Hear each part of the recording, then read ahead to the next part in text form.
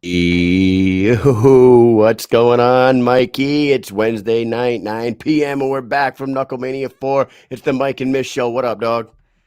Man, I cut that one close. What do you think, Kyle? What you see that? That was close, buddy. One What? second and I jumped in the chair. You jumped in Almost the missed the chair? show. I almost missed One. the show. Well, you know what? There was a little pause there. I was giving you a second. Whew. Mike, we are back from one of the best weekends we've had since we started covering this damn sport. What do you think, man? Like, fucking, what a weekend, right? Oh my god. It was insane. LA was awesome. There's Yep. tons of things to see. I had a few drinks while I was there. There's Mm. about 10 billion bums, good Oh, ones yeah. and bad Hookers. ones, if you Lots of catch what I hookers. mean. Good bums and bad bums. I saw a lot of good bums, bad bums. But there was, you get it. You Yeah, I get get around. you. Yeah, yeah. There was So a lot of good bums there out was there. literally a bum on every block, on every street, like every street, every block. So not just one bum. Like it was insane. I've never seen so many friggin' bums in my life. It's Guys, sad. we drove But down a street. whew, We drove down one street that had a bunch of like abandoned cars, and each one of those cars had turned into like a bum's apartment where they built yeah, like a with a tent little. off the car. It's probably pretty nice living if you really think about it. They're not paying taxes. They're Paying no not paying taxes. rent. They're just in a fucking nice car.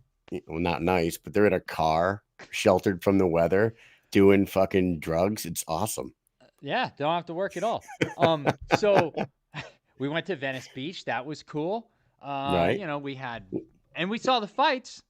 We That was did, something we and we're did going to while we talk were about there. all of we're going to talk about all of them. We have to do our sponsor reads real quick, Oh, and then we got a guest that's going to come in, and then we're going to talk about the event. So we're going to start right off with our guys out there in Salt Lake City, Bucked Up Energy, Bucked Up supplements are the absolute best on the market. Best supplements. I take them all the time. I love them. I'm in the best shape I've been in a very long time. I actually dropped below 200 pounds, Mike, today for the yes. first time in a Yes. long time. I've always been a big meathead, and I decided it's time to like try to see if my dad bod could find some abs somewhere. And I've been like really eating clean and taking bucked up supplements, and I fucking love them. You So have you the guys should goods. love them too. Go to buckedup.com, use Mike and Mish 20, and get yourself 20% discount on their supplements because you will be thanking me later. And we ran out to Ryan. We ran into the CEO Ryan from Bucked Up I while we were know. out there. We Awesome did. dude. Yeah. He is Yeah, a very nice guy. I told you about how I didn't know. I think it's his brother. I mean, it has to be, dude. This his guy's twin got a brother. twin brother. And I walked up to him and said hi to him. And he kind of was like, hey, and then I was like, okay. And then I turn, and then Ryan's there, and I was like, hey, like that. And then he was like, hey, what's going on? And I was like, holy shit, I thought that was you. Had no Well, idea. thank you to Bucked Up for sponsoring the show, and we got one more, Mike. Oh my God, everybody knows Dynamic Life, sexual health, weight loss, and anti aging. Retake control of your life by reaching optimum health. Visit www.livedynamic.com. It's the only online platform where you can become a patient in under 20 seconds. Also, check out their Instagram page at Live Dynamic. That's LIV, no E, Dynamic on Instagram. Boom. You know what? I'm going to call this the Mike and Mish stack, right? You get bucked up supplements, Mm-hmm. you become a patient at Dynamic Life, you get in Yes. great shape, you get fucking strong like bull in bedroom, you stop Yes. losing your hair, you live for fucking ever. It's the Mike and Mish stack, bucked up, live Oh, yeah. dynamic life. I I like what I'm love it. hearing. Hey, Mike, I before we love bring this. on our first guest of the evening, I got to show you something. Amy brought me home something. What is It's that? called. It's from Kentucky. It's the you can only buy it in Kentucky, dude. Honey habanero whiskey. What Oh, do you that think about sounds this? pretty damn good. What do you think I about wonder this? if that would be good in my coffee that I'm I having just right poured here with some right no here, so alcohol in it. I'm gonna drink this, and I'll critique Knox Whiskey Works Deals Gap Dragon Tail Honey Habanero Whiskey from What's with all those words? Knoxville, Jeez. Tennessee. Just fucking words. Hey, why don't we bring on our first guest of the evening? What do you say? Oh, yeah, I think we should do so. So that means that we have a nice little fancy little video we're going to play, and then we'll be right back with the Black Widow herself, Jessica Borga. See you in a second.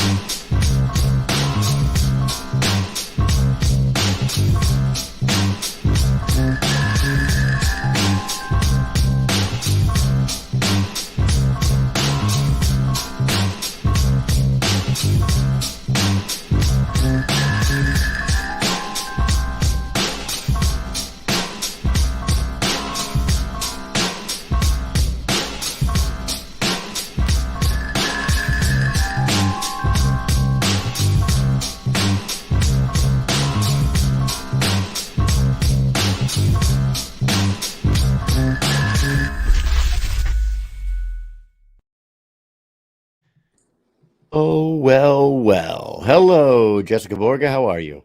Good. How are you guys? Very We're good. Long we're time no see. we're I great. know it's been so long. Check this out. I'm gonna try it right now in front of all Oh you yeah, let's guys. see. What is this? What is this? What's Honey going on with this? habanero. If it burns, I'm gonna. I bet it's gonna burn. Burn, baby, burn. Let's see. What do you think? What do you Oh, know? What do you say? Oh, that's dangerous. It's good. It's delicious. Amy, come get the rest of this bottle. Get it out of here. Might crawl out of this office. So, yeah. Hey, we are back. We are back from KnuckleMania 4. We saw you out there, Jessica. What'd you think of the event? Just it was give. awesome. The venue, the crowd, everything. I was surprised that most of the fights, were almost the distance or close to. That's not normal, but it was good fights. It was a good Well, night. I'm going to correct you on this one. The first half of the event Right. was the By the second second half. The last few fights were like a total combined 6 minutes. Combined Yeah. between. It was fucking nuts. But it flew by so fast though. Like the first half of the night was like you Forever. said, it was good, crazy fights. It took a while, and then all of a sudden the night was like, boom, done, over. Yep. You're right. There was some like in the early prelims. That dude Keith Richardson. I don't know if were you there early for the early prelims, Jessica, or did you show up? I was later? there for most of them. Yeah. The first fight of the night was Cody Vidal and Keith Richardson. Mhm. I rewatched the event today, and man, go back and watch that one. It is only 2 rounds long, but those two beat Maybe the I think that's the shit. first one. Yeah, they beat the brakes off each other. And that guy Cody Vidal, he trains I think out of Quest at Huntington Beach, and he's a Yeah, fucking he called beast. himself the Huntington Beach good boy. good boy Huh. instead of the Huntington I think Beach I did miss that bad one. boy. Yeah, it was great. So what'd you think of the venue? Oh, the venue was amazing. Amazing. Everything, the setup, the event. I would love to fight I would love to fight there. When we Oh. first walked in there for the weigh-in, no, was it the Mock- weigh-ins? It was The the mock weigh-ins, weigh-ins? yeah. Yeah, the weigh-ins. Or Yeah, I the mean, mock weigh-ins. we didn't go in the stadium for the presser, so So the weigh-ins, when we were just like seeing the ceremonial weigh-ins, and like I was just like peeping the place out, I was like, this is gonna be stupid, right? I thought like up high, the front row, like the best seats, the most expensive seats, like all up front are gonna suck because they're like looking up. But from Mhm. what I heard from everybody, they loved it. I don't know. I guess it the wasn't bad same at all. thing happened at Hollywood Hard Rock. We walked in there and we were like, I don't know about this, with the seats not going around Mm. the octagon, the ring. It was like, I don't think that this is going to be a good venue. It's probably one of my favorite venues there is. I was gonna say, as long as they had the big television, like I don't think people really, are too Gave a upset about it. Yeah. The They atmosphere. can still is hear the it. main. Yeah. Well, hey, Jessica, a lot of things been going on social media between you and your coach and the champ and like our boy The Jihad, champ whom? Christine Faria. So here's the deal. Let's set the setting here. So the Shift Combat team is there in the audience because Crystal Pittman is fighting. She's fighting Sydney Sundance Smith hmm on short notice. Shout out to that girl because she went in there against a super tough Crystal and Exactly. She came up weight classes. Good for her. came up She's 2 got weight balls. class. So Crystal ends her pretty quick in the first round. I don't remember how long the fight 48 went. seconds. 48 seconds. So it didn't even make it a minute. And then on the way out of on the way back to the back, Crystal goes ahead and like Jihad gets stopped. Mhm. I don't know. Did he get stopped she get stopped? Did he? From what I heard, because I wasn't in the area, but yeah, she started. Christine, She stopped him. She stopped him. So, and kind of like took away, the win from Crystal, saying that it was a 115er, and now you can fight me and whatever. I don't know what all was said because I wasn't there, but I knew that she stopped him and had some words with him. So And I personally went to Christine, and I had already told Dave Feldman and Jules that, if she needs a replacement, she's, posting all this stuff. Misfit was posting all this stuff about not being able to find a fight. And I said, I know that the Hardy fight was off. I said, so I will step in. I will cut to 140 at short notice if you need someone. So don't think that there's no one that will fight you, because I got you. And I said that to her face, and she's like, well, I want to go to 135 first. This is her exact words to me, face to face, was, I will go to 135 first and then 145. So she did agree that she would go to 145, even though I even said that I would cut to 140. So now all of a sudden, though, now that's all on social media and stuff like that, now it's, she's not going to fight me unless I cut to 35. So. Can you make 35? Man, I think you once told us before that that's a tough cut for you, and you can't. It is. It's not like I walk around at 45, so it's a lot harder to cut weight than to move up. And if I was in her situation, I'm sorry, but I would be fighting people at higher weight classes. I even kind of went in the middle from 35 to 45 and said 40. I was willing to go down to 40, even short notice. I will do what I can, but I can only do what I can if I want to perform like I want to, to perform. I wish that happened, because Mike and I were from the Northeast, and this Mohegan Sun card was like our baby. Like, we were begging Feldman for 2-3 years now to come to Mohegan Sun. And then they announced the Mohegan Sun event, and then they announced that Christine Faria, the best female to do it in the sport, is going to be headlining against Heather Hardy. And we're like, wow, what a fucking awesome main event to be the first one in New England. Like, this is great. And then they're going to build this great card around that. And then it fell off, and I was heartbroken. I'm like, God damn it. I was pushing this fucking card so bad. And I know how it is to have a hard time finding fights, I know how that is. So, but then I heard that but now it's turned into a freaking I heard that you wanted to volunteer your services, and I wish, because there was still, at the time the fight fell off, there was about 3 weeks before the Mohegan Sun card, right? So, I mean, it is short notice, but it is 3 weeks. There's enough time to throw some posters out there, and for you two to prepare for each other for a little bit. So it wasn't like a 3 days notice. It was 3 weeks. It would have been pretty fucking awesome for that to happen. And even if, I don't know if they would do that to you guys. Like, even if you guys dropped to the co-main and Jimmy Rivera and Daniel Strauss became the main, because it's not Heather Hardy, whatever, at least you were still on the card, and we'd still be able to see Misfit fight somebody, and you would have fit that very well. And now I think that's a very interesting fight. Yeah, and I've never been a disrespectful person, but if you come at me, I'm going to come at you. I am going to state facts, and I don't care. I don't care how good of an opponent anyone is. I'm not scared of anyone, and I will get in that ring and I will throw down, and I will never be an easy fight. So if they think that that I will be an easy fight, they are sadly mistaken. So can I ask you a question? Because there was a lot of talk that night, and there were some people that thought that Christine may have seen her best days, where most people think that she's still the creme de la creme when it comes to bare knuckle female boxing. What do you think about Christine Faria and her skill set? And do you think that she's plateaued, or do you still think that she is the best of the best and getting better?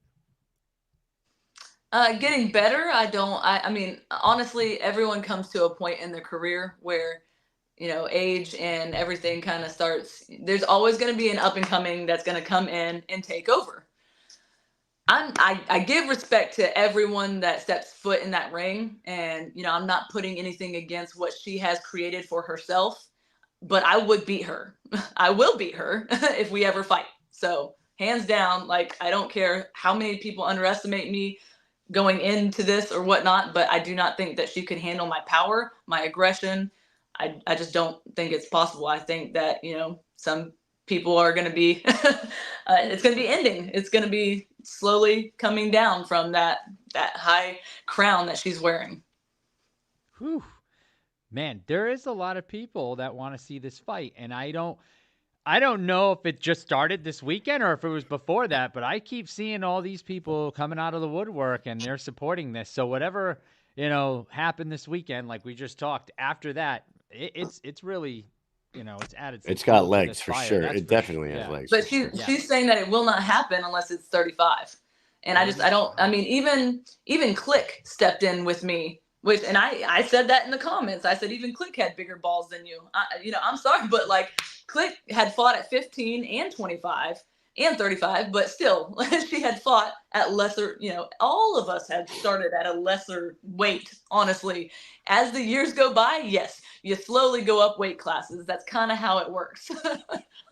I think she wants to fight Jihad more than she wants to fight you, to be honest. Yeah, I think so too. I think they got more beef than I think that she knows that I always respect the fighters. I really do. I always respect the fighters, but there's a point where the respect you're teetering with disrespect, and I don't handle disrespect very well.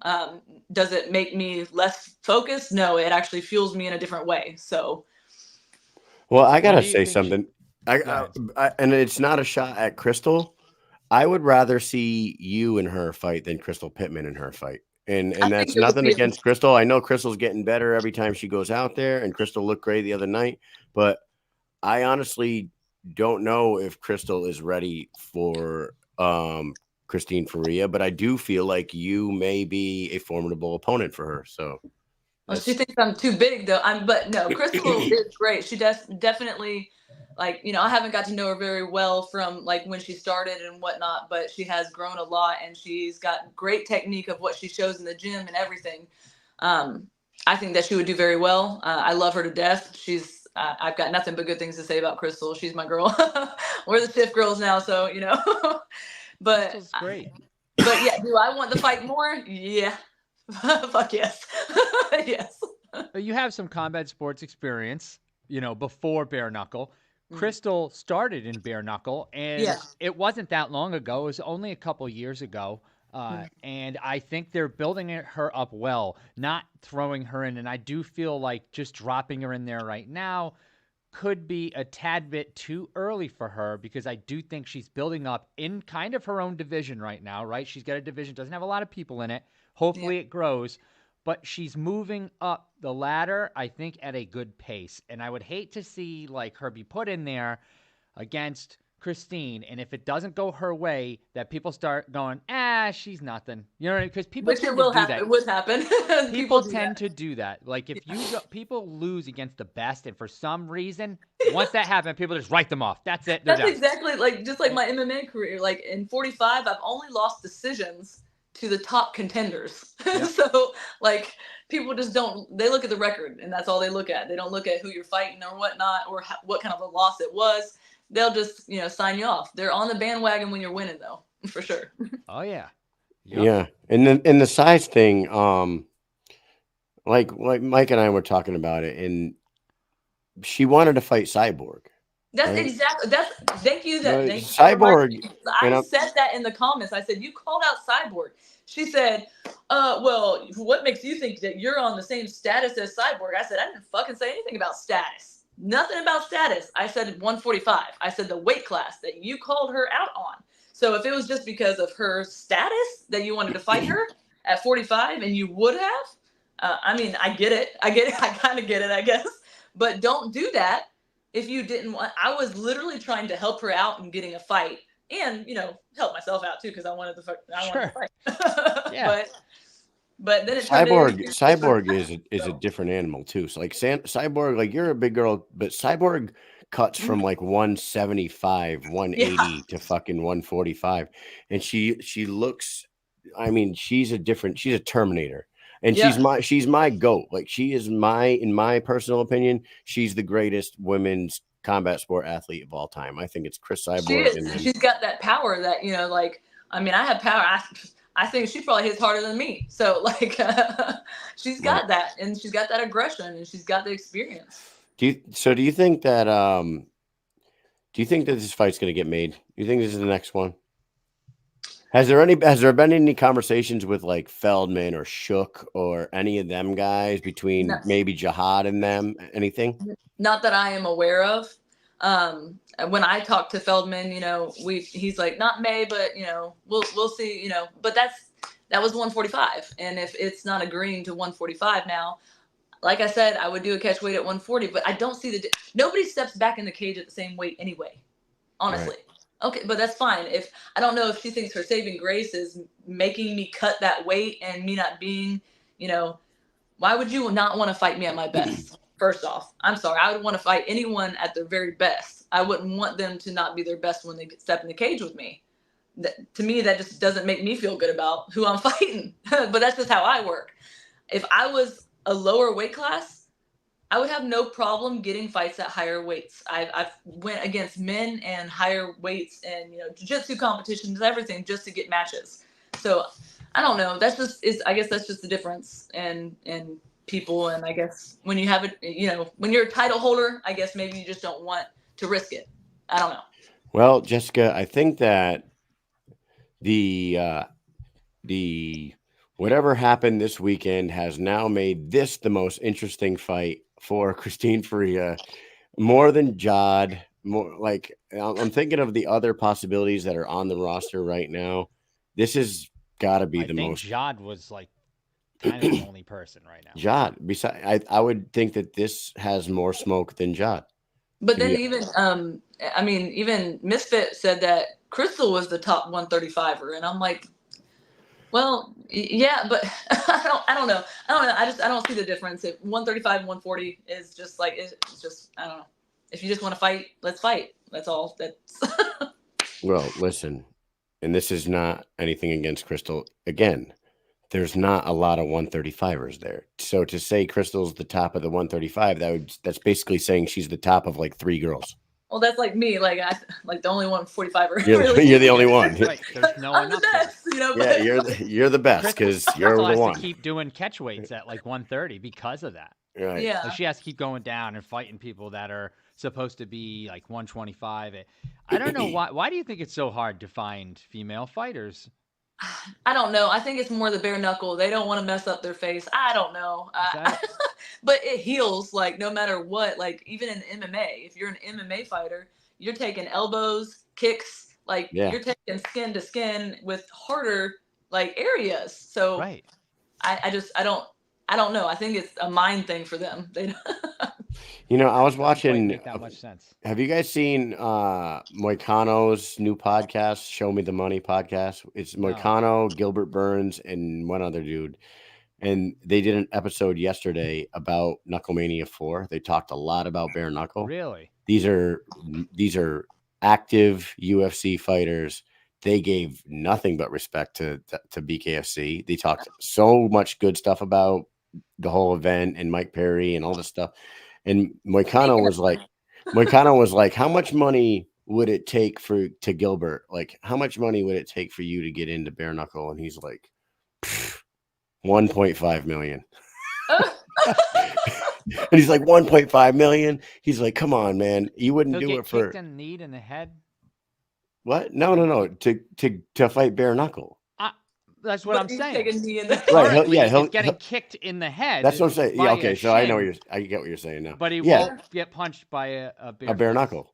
And so it's not just women. It's not just women fighters that the bare knuckle scares them away. It scares. I saw another UFC fighter that was offered $2 million, and he's like, "No, I just won't do it." And I'm like, "That's crazy to me." Insane. Yeah. I guess you have to be a special kind of twisted to do bare knuckle, and it's hard to find the special kind of twisted people that really thoroughly enjoy it. Yeah. Oh, I love it. I love watching it. I do want to see Perry and Mundell, though. I want to say that. Yes. Like, Perry and Mundell needs to happen. Mundell is itching for that fight. Everybody wants to see that fight. There might be 5 people in the entire world in the bare knuckle world that don't want to see that fight. And for whatever reason, Mike Perry is one of them. And he says that, yes, he did beat Mundell in MMA twice a while back, right? They fought. Yes, it did happen. However, this is not then. This is now, right? He is currently a champion, Mundell is. He is the 175-pound champion right now in this sport. They have history together. Every single time there's an event with Perry, they go back and forth with one another. Yep. This time when Perry was talking, the security guard that was there, and I don't know his name, but in my opinion, I thought it was a bad move. He escorted him out of the Press conference. The press conference. And the funny thing is that, yes, Mundell does yell back and forth with them, but Perry actually was talking to him at the time. Like Perry said, if I got my largest cheerleader over here, and they started going back and forth, and the security guard gets in his face and is like, oh, you got to get out of here. I'm going to get you out. And Mundell was telling him, like, dude, this is my job. This is what I'm trying to do. I need to do this. This is my livelihood. And the guy's like, well, I'm just going to take you out. And he took him out, and he was all proud of himself. And I thought that was stupid, honestly. It was so stupid. It was a bad it was idea a fucking dumb move. It's a good storyline.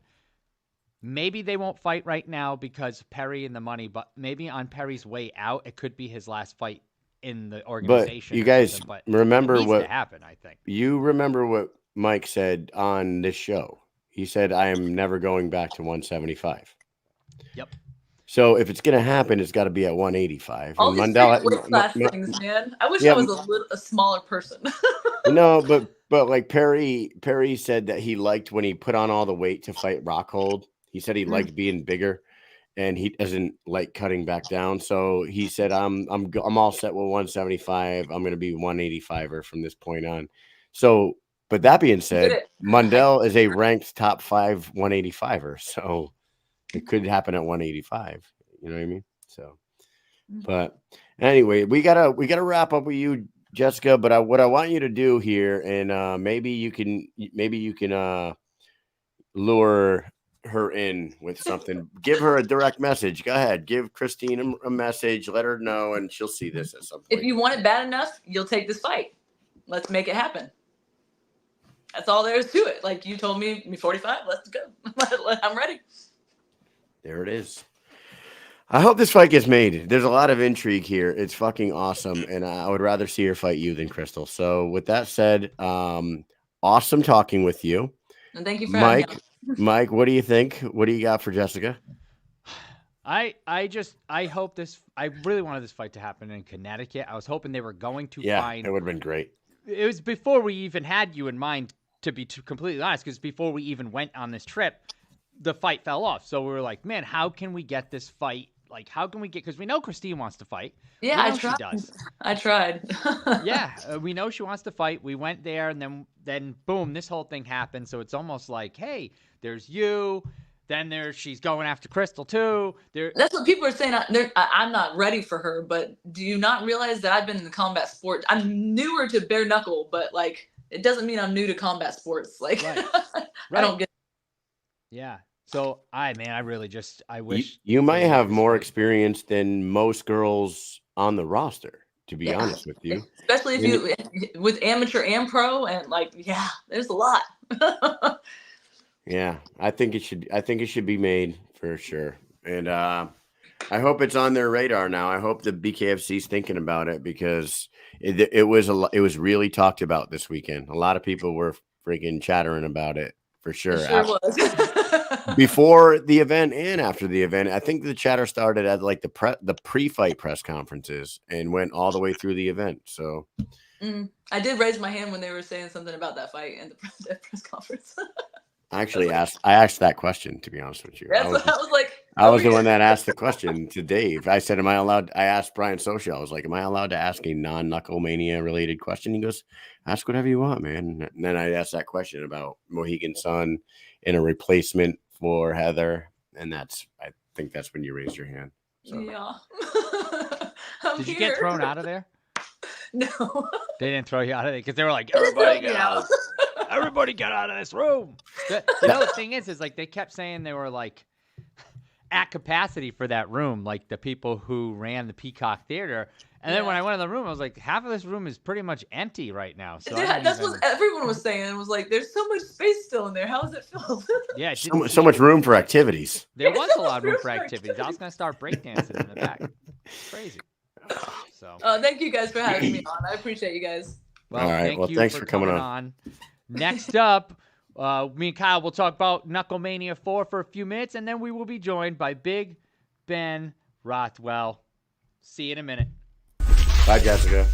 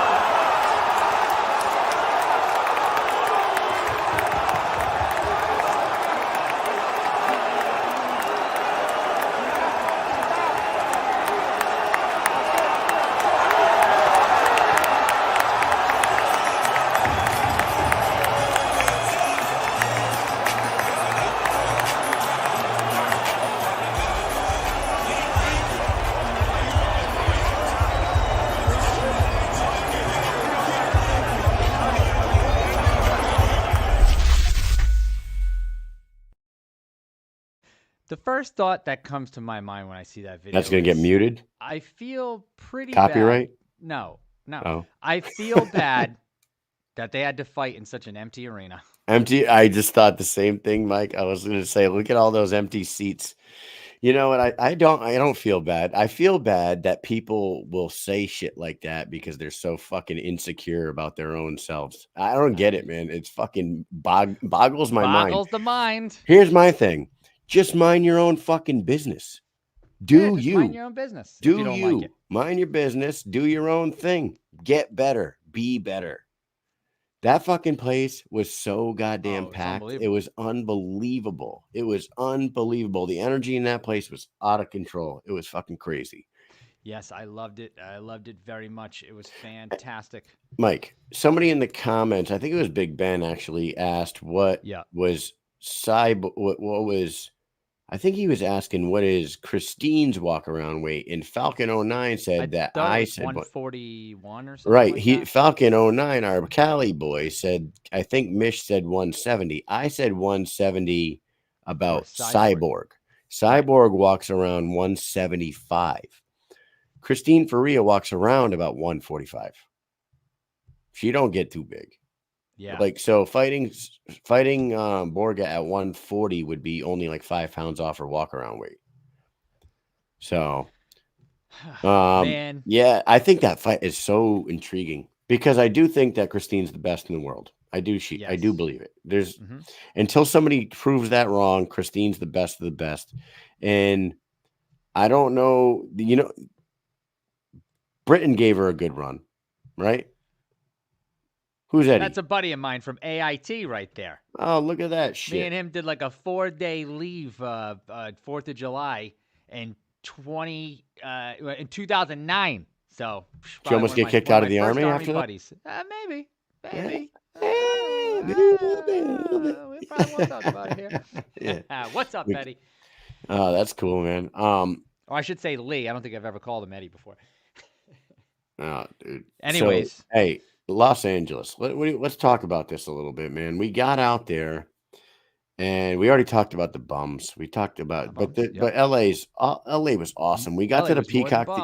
We got to the Peacock Theater the first day we were there. We got off the plane. We hustled to get our car. We hustled to the hotel, drop our shit, run straight to the fucking press conference in the same clothes that we've been in since 3:30 in the morning traveling, do the press conference. But when we get there, we realized that it's right across the street from the crypto.com arena where the Lakers play. And there's a Lakers game going on that night. So there's a bunch of fucking people around. And we went and saw the Kobe Bryant statue and the Magic Johnson statue and the Shaq bronze, all these bronze statues, Wayne Gretzky, Oscar De La Hoya. What a fucking atmosphere down there. Then we have the press conference. After the press conference, we walk back over there and we're taking pictures with people, or taking pictures with Mick Terrell and stuff over by the thing. And there's this like Lakers fan that's like going nuts. And he's like, yeah, go Lakers, go Lakers. And he puts it in my face. And I said, go Boston. And he was like, man, now I got to delete my damn video. Yeah, he got mad. He got mad, but he was like, "What the He's hell? not- You just ruined the whole thing for me." Yeah, you just ruined my video. I'm like, The you can just lady, edit that part the out. lady that was with him was like, and I think she was serious too. She was like, I was like, yeah, we're Boston friends, this and that. And she was like, you better calm down with all that Boston talk around here. She was like, people get pretty serious about that. I would be careful talking like that around here. She was not threatening me. She was protecting me. I really felt that from her. Like, she was like, chill out. You might meet the wrong crowd around here saying that type of shit. They do not like the Celtics around there. They do not. But you know what? Us Boston fans don't know any better. And I would have never backed down at all out there. I would have Fuck fucking, the I would have bled Lakers. green all over that fucking sidewalk. It would have been great. What a cool area. And then where do we go get some drinks, Mike? Tom's Watch Bar. I know, Tom's Watch Bar of all places. There was a Guys, Tom's you Watch could Bar have right there. spit. You could have spit a spitball from the fucking front door of the Peacock Theater and hit the front door of Tom's Watch Bar. That's how fucking close this was. It was like 50 feet away. It was crazy. Yeah, man. Everywhere we go, there's a Tom's Watch Bar now, and it's really crazy that we met Tom and Devin in Denver, did an after party there, helped. We were instrumental in getting that press conference for BKFC 41, the pre-fight press conference in Tom's, then the after party. Now we have the Mohegan Sun watch parties at Tom's and Mohegan Sun Casino, and boom, there's a Tom's Watch Bar right next to the Peacock Arena. So everywhere we go, there's a Tom's Watch Bar, and I hope that continues because I do love Tom's. They treat us right, and we ran into our next guest after the fight at Tom's Watch Bar of all places. Like Tom's, it's just bringing people together, and that place, the Yard House, is pretty damn nice too, to be honest. And yeah, we'll actually see the Yard House in just a moment because I see that we have Big Ben Rothwell in the virtual green room, so we will bring him on the show right after. Hold on. These words. I don't know what the other side is, but on this side, I look like I'm the only one that's got the BKFC shirt on. And the reason is I love this company. David Feldman and the BKFC staff are trailblazers. They're making history. Each one of these events are historic, and I want to be a part of that. And that's why this event means so much to me. I'm out here to perform. I want to set my place in history in the bare knuckle platform.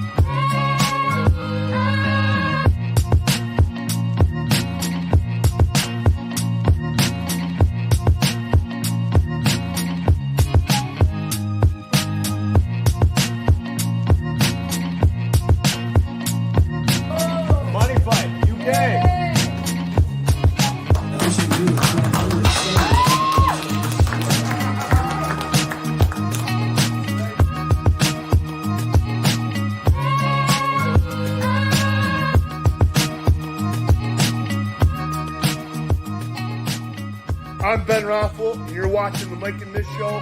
You're experts on bare knuckle everything. Oh, I'm blush. Cheers. Cheers. Hey, cheer. What do you got in the cup there, Big Ben? I got an empty fucking bottle of Blue Label. Oh, nice. Nice. I'm drinking this. Check this out. It is honey habanero whiskey from Knoxville, Tennessee. You can only get it at this one place in Knoxville, but my wife brought me a bottle home, and it's pretty goddamn good. I guess Taste the habanero. You could taste the honey more than the habanero. It's a little Good. sweet. Fuck habanero. No, it's not spicy. It's pretty smooth. It's a little sweet though. But anyways, hey, welcome back to the show. What a fucking weekend. What a weekend. You didn't get to perform as much as you wanted to, Ben. What do you hear? What do you say about that? Been saying a lot of the same things. I'm trying to figure some ways to switch it out. I don't know. Obviously, told the whole world. You can see I was disappointed. But there's so much the training camp goes in. And it's just, I like to remind people, they saw Platinum Perry's pay from California, and they go, he made this much per, second or whatever like that. And it's like, no, that is not how it fucking works. Right. I have weeks and months invested. And besides my whole career, my whole life, I take some breaks. Like this particular fight, This is well over 2 months of change. My life changes completely. Like lots of sacrifices take place. Lots of things I want to go out and do, I can't do no more. Lots of things I want to eat, I can't eat no more. And every day for fucking 3 months, it's all about what I can't have and what I can't do. And it's all done. And for what? For Saturday night. Besides I have to go do this extra work, this extra run, this extra sparring, this extra fucking shit that people have no idea what it's like all week long going through that. And all the people you got to pay, the people you got to take care of, the things you got to invest in yourself. So to say, oh, you need that much per second, they're lost on themselves. No, there's a lot more goes into it than that. And all of that for me wasn't about the money. It was I put in this extra time because I just needed a quick few seconds to really blow everybody's mind with what my hands can do. And I just didn't push myself enough. In 42 seconds, I needed to go faster. You know, I needed to end that fight in 30 seconds or 20 seconds. I guess I'm still like hesitant because I'm like in disbelief. Like, man, I can really do that. Like the Bobo wasn't a fluke. Like that's always there with everybody I fight. Right. And it's like a lot for me to take on to like believe like, you know, I was trying to get like Todd in it. He started southpaw, so I was evaluating him. I didn't want to. It'd be very foolish of me to just disrespect someone like Todd too, because I don't know if you guys looked at Todd. That motherfucker's got some thick ass arms and big fists. And he's athletic. Oh, he's a if big that dude. dude connects with a right hand on a normal person, he could kill somebody. Like people aren't like not just anybody's gonna get in the fucking cage with Todd Duffy. We got all a bunch of shit talking fans that want to talk shit on him. It's like, yeah, right. Fucking stand next to that dude and watch him hit some pads and then tell me you want to fuck with him. I'm like, no. It's just no. This fight just did not go kind of right for didn't go right for him or me in a sense. Have you talked to Todd since? I talked to him right after the fight. We went down. He tried to. I was too emotional in that he was trying to like shake my hand, and I think it looked like I still did, but I was kind of like, what the fuck, dude? Why are you even standing in front of me right now? Like, go out on the stretcher or have your cornerman carry you out of here right now. Like, you're fucking standing. You're trying to shake my hand. This shit just happened a minute ago. Like, what are you fucking doing right now? Like, you got the whole world watching you, dude, and you just fucking said you couldn't fight. Don't fucking act like you're okay now. Like, dude, what are you doing? Yeah. You know, this is all going through my mind on the spot. I'm like, fuck. So I just took his hand. I was like, get the fuck out of here.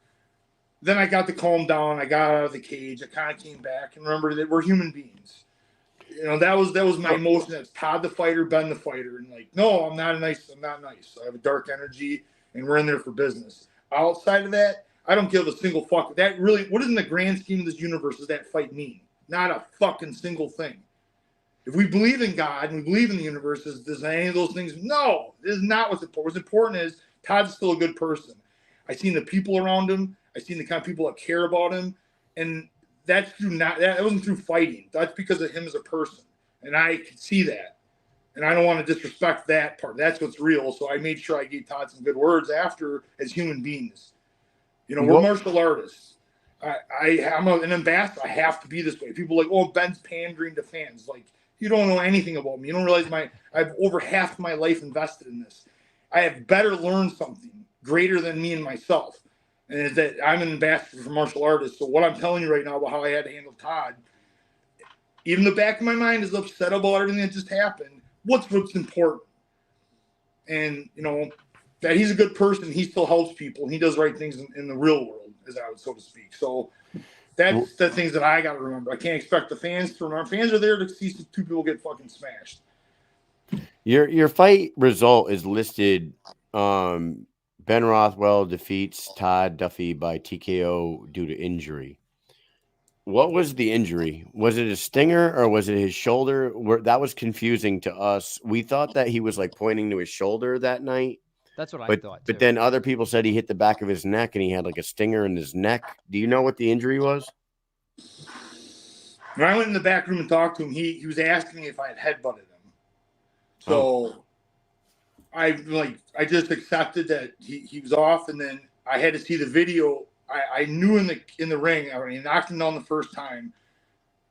I was like, I could sense he was done. And then when I got to see the video, I realized why. He nails the back of his head. Now, my uppercut is a super fast left-hand uppercut that it's like, you got to really watch in slow motion. I throw a right to his armpit, those left uppercut, and then my last punch misses because his head's not there because the dude goes down violently, nailing the back of his head. That fucked him up.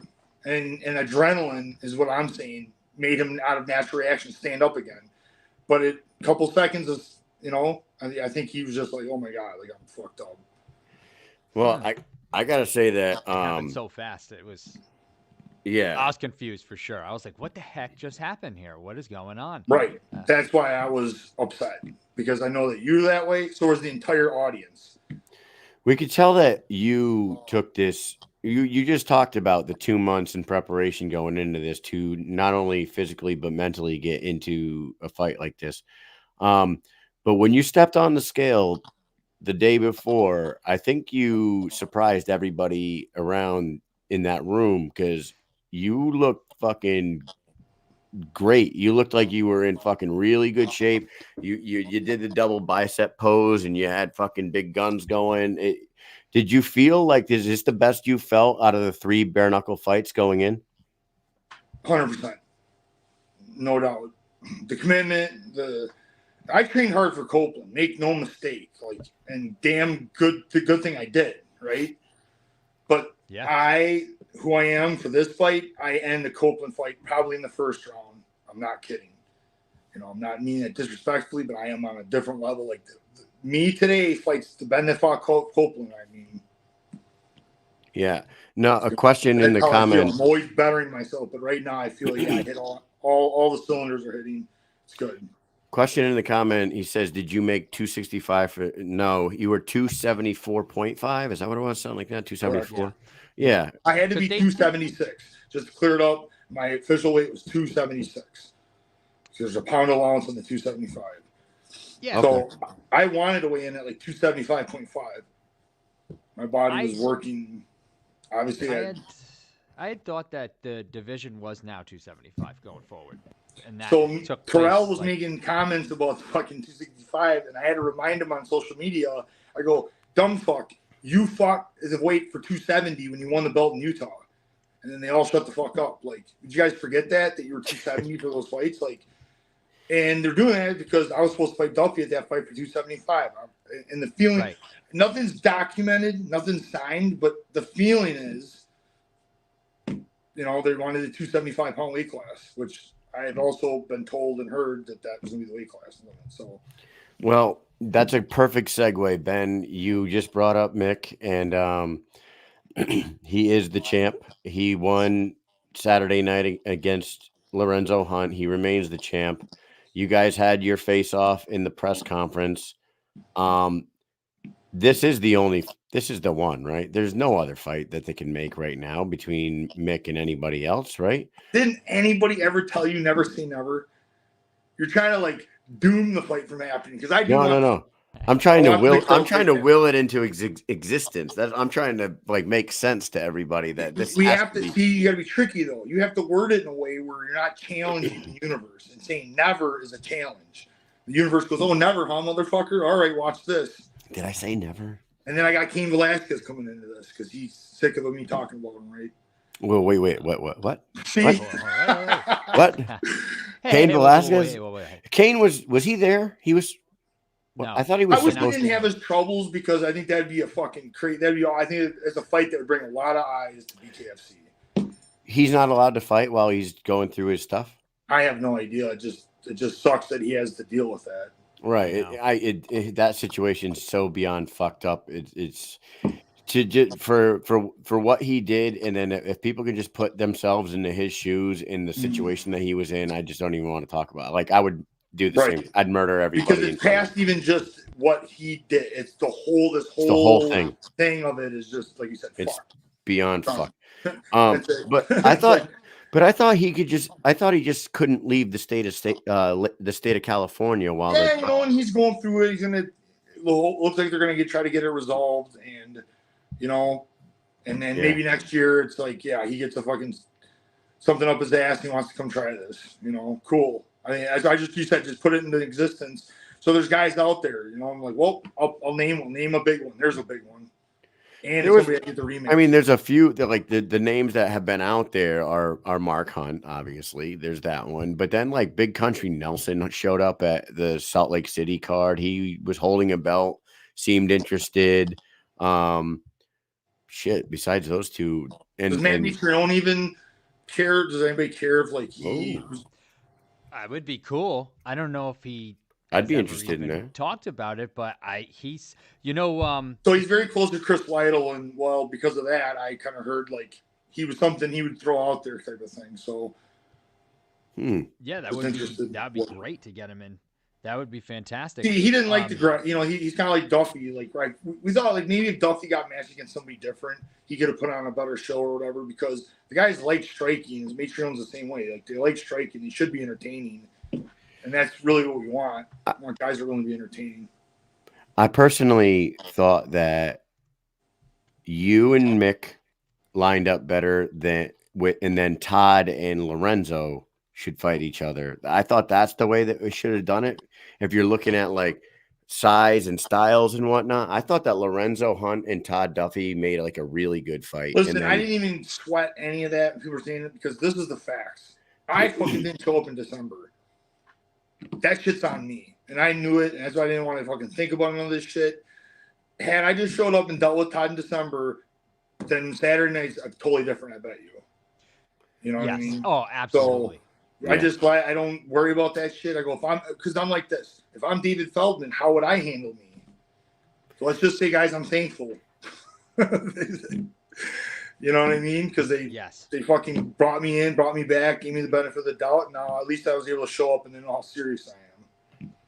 So you just brought up Feldman, and I want to ask you this because you've been in the combat sports game for 25 years, and like you've been there and done it with many organizations and seen it all. What he's doing right now, starting from basically nothing, a family run show at the beginning, still very much family run, yes. To now bringing in like Triller in the investors that they merge with, and now AGBA and the biggest name in combat sports, Conor McGregor, has bought in. Like a guy like yourself, when you see all this shit going on, does any of it surprise you, or are you just like, this guy's fucking insane? I don't know. Insanely impressive to me, I think. Goes without saying it's impressive. And I heard the media go, Ben, you're a company man. So obviously I don't sound like I'm like this billboard spokesperson for BKFC, but I do feel like I am an ambassador for him. I'm proud to be a part of it because, like you said, everything David is doing, the team of people he has around me. See, that's the thing is when I came and met you guys, I started to meet those people. And I realized that this is why David, he works at like my gym. I care about the people around me. And therefore, I have a far superior product because I have an awesome group of people around me. He has an awesome group of people around him. And I keep, when I praise David, I always make sure I praise the team. If you guys notice, they're a group of badasses. And I'm always, I'm as surprised as you. He dropped I'm in the back room. I'm like, whatever. It was a couple fights away or whatever. And I was like, oh, shit. You know what I mean? I was just, for me, it was just extra motivation going out to the fight. Yeah. Yeah, it is awesome. It's motivation for everyone, right? It's motivation for you. It's motivation for us. It's motivation for the photographers, the videographers, like everybody that's a part of this. I'm going to call it adventure because everybody's doing their own adventure. This is an adventure to us. We're not fighting. We love to watch fighting. You're fighting. What we're doing is probably not adventurous to you, but like we're all together. And like you said, like we're ambassadors, and without people loving this and having a goal to reach and seeing that it grow, it's not going to go anywhere. And that's why I put in that clip of you in the beginning saying like, hey, I don't know about the guys over there because I can't see them right now, but over here I'm the only one wearing the BKFC shirt because I love this company. And I know I mentioned to you after your fight, like later in the night, that like I do appreciate how you speak about BKFC because Kyle and I fell in love with this sport back in 2020, and actually probably a little bit before that, but we started covering the sport full time in 2020. And, we love it. And it's nice to see somebody like yourself and like Mike Perry that are big names that people have known for a long time coming in and saying like, hey, this is legit. We love this. We like the people in it. Because before it was just like, that's barbaric. This is stupid. It's not going to go anywhere. And it's like, nah, it is. It's great. I love it. And a lot of people love it, you know? So it's good to see that. It really is. So thank you for that. Thank you for that. We appreciate it. And another chair. And he does treat people good, right? Like he treats us good. I don't know if I can only speak for us three on the screen, but like I feel like David Feldman is like cool as hell to us. Like cool as hell. I could like we could talk on the phone and stuff. Yeah, I put it out there to the whole world multiple times, like ride or die, and there's a president we can fight for. You know, and I'm behind them, and I got their back, and I want to help them blow this thing up across the world. That's so. When you left the ring and you saw the doctor and you left, I ended up seeing. I caught this run in. A few people did. Nate Diaz is back there, and I actually, before you came out, he was like, "Hey, is there a way I can go and see Ben? I want to talk to him." And he stood out there for a good 15, 20 minutes in that area where you saw him, just waiting for you to come out. That's awesome. Wanted to talk to you. How do you guys know each other exactly? And you know, what was that like seeing him there waiting for you? So let me get my years right. It's like 2004 and 2005 time frame, and his brother's pretty big name, and Nate was the kind of come up, but they were always seen together during the UFC time, things like that. So he was still, you know, young kid making his name type of thing. And I was, there were some fights in Canada and some other places where we run into each other and we like first got to know each other. They both, I remember we were being in a sauna and him and his brother were just like mean mugging me. And I was there with I was with Militish at the time. So there was a team of us there for a fight. But I just remember seeing him doing it and we're kind of laughing to myself, you know, like, and I just started talking about weed with him. And I'm like, yeah, man, like, we used to fucking grow it. And, like, I smoked this and I got that and this and that. And I was like, instantly, they were like, oh, this guy's all right. So Nate and I kind of had that. I mean, he was, like, nice. Like, even though Nick was like, okay, I was okay, he still was, like, standoffish to me. But Nate was, like, really cool, really nice. And we ended up bullshitting and stuff. So then, fast forward, UFC 115 is in Vancouver. And I beat Gilbert Ivel. It's my first one in the UFC. I'm excited. I don't go to sleep. I remember having pizza with fucking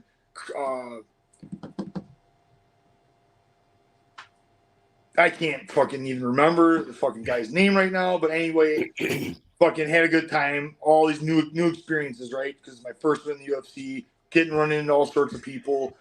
I'm up. I don't go to sleep. I'm up at 5 a.m.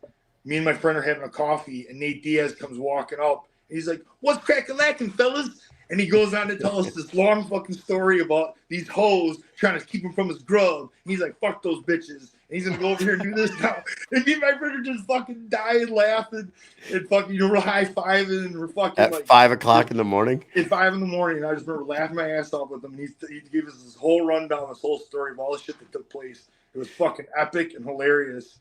And then he was on his way. And, that he came over to ask me if I remember that. I'm like, of course I remember. It was my favorite story of the trip. I even wanted to fight that night. I didn't care. Like, that shit was hilarious because me and my friend fucking laughed like another hour about it. Oh, that's great. That is awesome. And he remembers it to this day, and he wanted to make sure that you remember cool, man. How cool. Yeah, and remember where he was at in his career and how long we've been in this. And he's fucking far surpassed me. He's fucking one of the biggest names in the sport, you know, and it's pretty surreal. You know, I'm happy for him. Yeah. You know what? And Nate Diaz, as big a star as he is, he did benefit from his beef with Conor. And this is where Conor buying into this company really plays a big role. Like everything that he touches turns to gold. And that's true. One time on this show, we talked about Nate Diaz's pay. And you could take his first 22 fights combined and put them together. And he made more money in his first fight with Conor than he made in his first 22 fights combined. Yeah, and then he deserves everything he's got. Right. Wow. And then in the second fight, he made twice as much. So like he became this ultra superstar after that, and Nate is a superstar. He sure is. I got that flag. I used to have a flag hanging on the wall here with Nate Diaz all bloody on and that like the Black American flag. I'm not surprised, motherfuckers. I'm not surprised, motherfucker. Yeah. I used to have that right here on my wall. I don't have it anymore. It's on the floor over there. But no, but that talk about Nate in like fighting with Connor. Like, do you believe that the next step for BKFC is like the fucking moon now that they have all these investors, the Triller merger, the going public, Connor buying in as an owner? I can't even imagine what the BKFC is going to be like a year from now. That's why I don't think winning the belt would be too bad of a thing. Be the heavyweight champ of the fastest growing combat sport on the planet. Right. But it already was the fastest growing combat sport. Now it's going to just like fucking But I'm catapult. the champion of it, and I'm not yet. So that's why winning the belt could mean something more than just, hey, I won a championship. Hey, did you watch Roadhouse? I did. It was for free. Did you like it? Not my favorite. It wasn't terrible though, right? It was like a cheesy action movie. There you go. You said it was cheesy. So right. I don't know where you put cheesy on your grade of 1 to 10. Here's the way I said it. If a movie's cheesy, the best they can do is a 5. Yeah, but the thing is, the best cheesy movie is a 5. Here's the thing. If it was on TBS on a Sunday afternoon and I wasn't doing shit, I would watch the fucking movie. That's the way I look at that movie. I don't think it's like something that I'll go seek out and find. Very rare I will ever enjoy watching a movie twice. I got my movies the same exact way. But there's very few that I would, and I would never watch that movie again. Yeah, I probably would never watch it ever again in my life. It's funny. Not Connor's fault either. He actually was one of the more entertaining parts of the movie. The few things the movie got that at least keep you entertained. Yeah, he's fucking acting crazy doing his thing. It was funny. Yes, but you know what? There was a comment from one of the guys that watches this show here, John Kerry, and he said that wasn't gold. It might not have been gold to watch, but it was definitely gold. It was more. Would I have watched it if Connor wasn't in it? No. Honest to God, truth, no fucking. Yeah, you wouldn't. Probably not. The previews, I wouldn't either. Whoever would have been Connor would have been some fucking tough dude, whatever. Do you, I would not. Do you remember who the original person that they were going to remake Roadhouse with was? Ronda Rousey. Oh boy, that's right. I would have never laid eyes on that movie. So just whatever the movie's budget is, 60 million, 100 million, whatever. Take that fucking money, just throw it in the fucking ocean. Because fuck it, the ocean would get more use out of it than a fucking movie. The crazy thing about that movie, though, is that even though it was cheesy, it was a 5 or a 4, and a lot of people didn't like it. It broke all the records. It attracted like 50 million worldwide viewers in the first 2 weekends. It broke all the download records, viewing records. And now we got that guy promoting the BKFC. Yes. Right. Yeah, exactly. That's what I'm saying. Even a shitty movie, he made it good, or he made it sell, anyways. Chael made said it successful. It didn't have to be good because there's plenty of fucking movies that sucked ass. And I remember to go back when I was in high school, or it was like end of grade school, something like that. I was so fucking excited because of the previews to see. I can't even fucking remember it. But the aliens come Independence Day. Yes. We seen it was like 2 movies at the time, The Matrix and that. And The Matrix lived up to it. I remember getting super high, going to get my fucking mind blowing. Oh, Independence Day, I remember going and being like, fucking Joe Pesci goes, look at this piece of shit. That's how I was like at Independence Day. I was like, this fucking movie sucks. And it was but we all got sucked into the fucking preview and just, I was like, oh my God, I wanted to go see it. So that movie was successful, but it was not good. Yeah.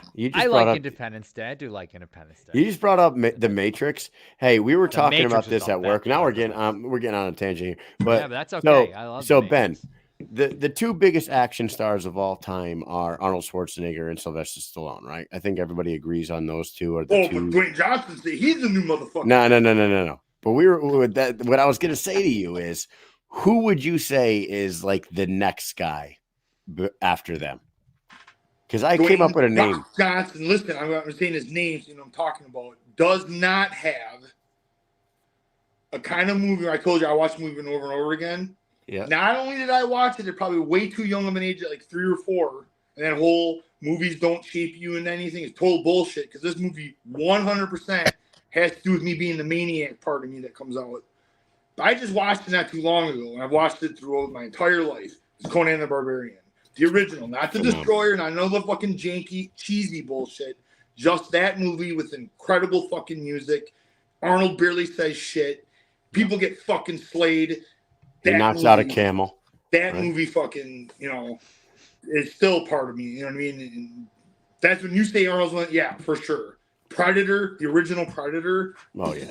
Still to this day, it's ahead of the So, yeah, I was actually talking about the Predator. I remember watching the Predator when I was like 6 years old, and I fucking thought it was the greatest thing I've ever seen in my entire life. Yeah. So who's going to take his spot? I don't fucking know, because whoever the actor is, they need a fucking better writer. And I have some fucking movie ideas, man. I can't wait when I can. You know who I said to Mike the other day? We were in the airport, and I was like, dude, number 3. Keanu Reeves. Hear me out on this. Keanu Reeves has the Matrix series and the John Wick series. And like, you watch the fight scenes in both of those fucking franchises. Keanu Reeves is an action fucking star, and people want to hate him because he's like the surfer fucking burnout bro. Because he did Bill and Ted's, but Bill and Ted's was awesome too. So fuck all you for hating that one. Yeah, he did great in Twister in that. Yeah, but he was in Point Break. But the John Wick movies and the Matrix franchise, Keanu Reeves is fucking right up there in action movies, in my opinion. What do you say to that? Macho fucking man. Macho. The cream of the crop. It sounds like you like Keanu Reeves. Yeah. No, I was just trying to make sense out of this because the only other name I can think of was Bruce Willis. This is what Keanu's different. What about Jean-Claude Van Damme? Arnold and Sylvester Stallone both brought the masculine bodybuilding style. You know what I mean? Keanu Reeves doesn't have that. I agree with you. It's more sophisticated action and just all the different parts he played and the different things that he brought to the table in a different way. And I agree with you on that. But you were kind of looking at, like, what about, like, that it influences a little kid? Now, if I was 5 years old, am I looking at Keanu Reeves going, yeah, I want to fucking work out? I'm going to be like, no. Sorry, dude. Arnold made me go, fuck, man. I want some bigger arms. Like, the guy set the fucking bar. And then he got all these cool fucking movies that influenced us. It's just like, it's so hard. And it's like, what is coming? And Dwayne Johnson has definitely put himself in all sorts of shit. He's got the look.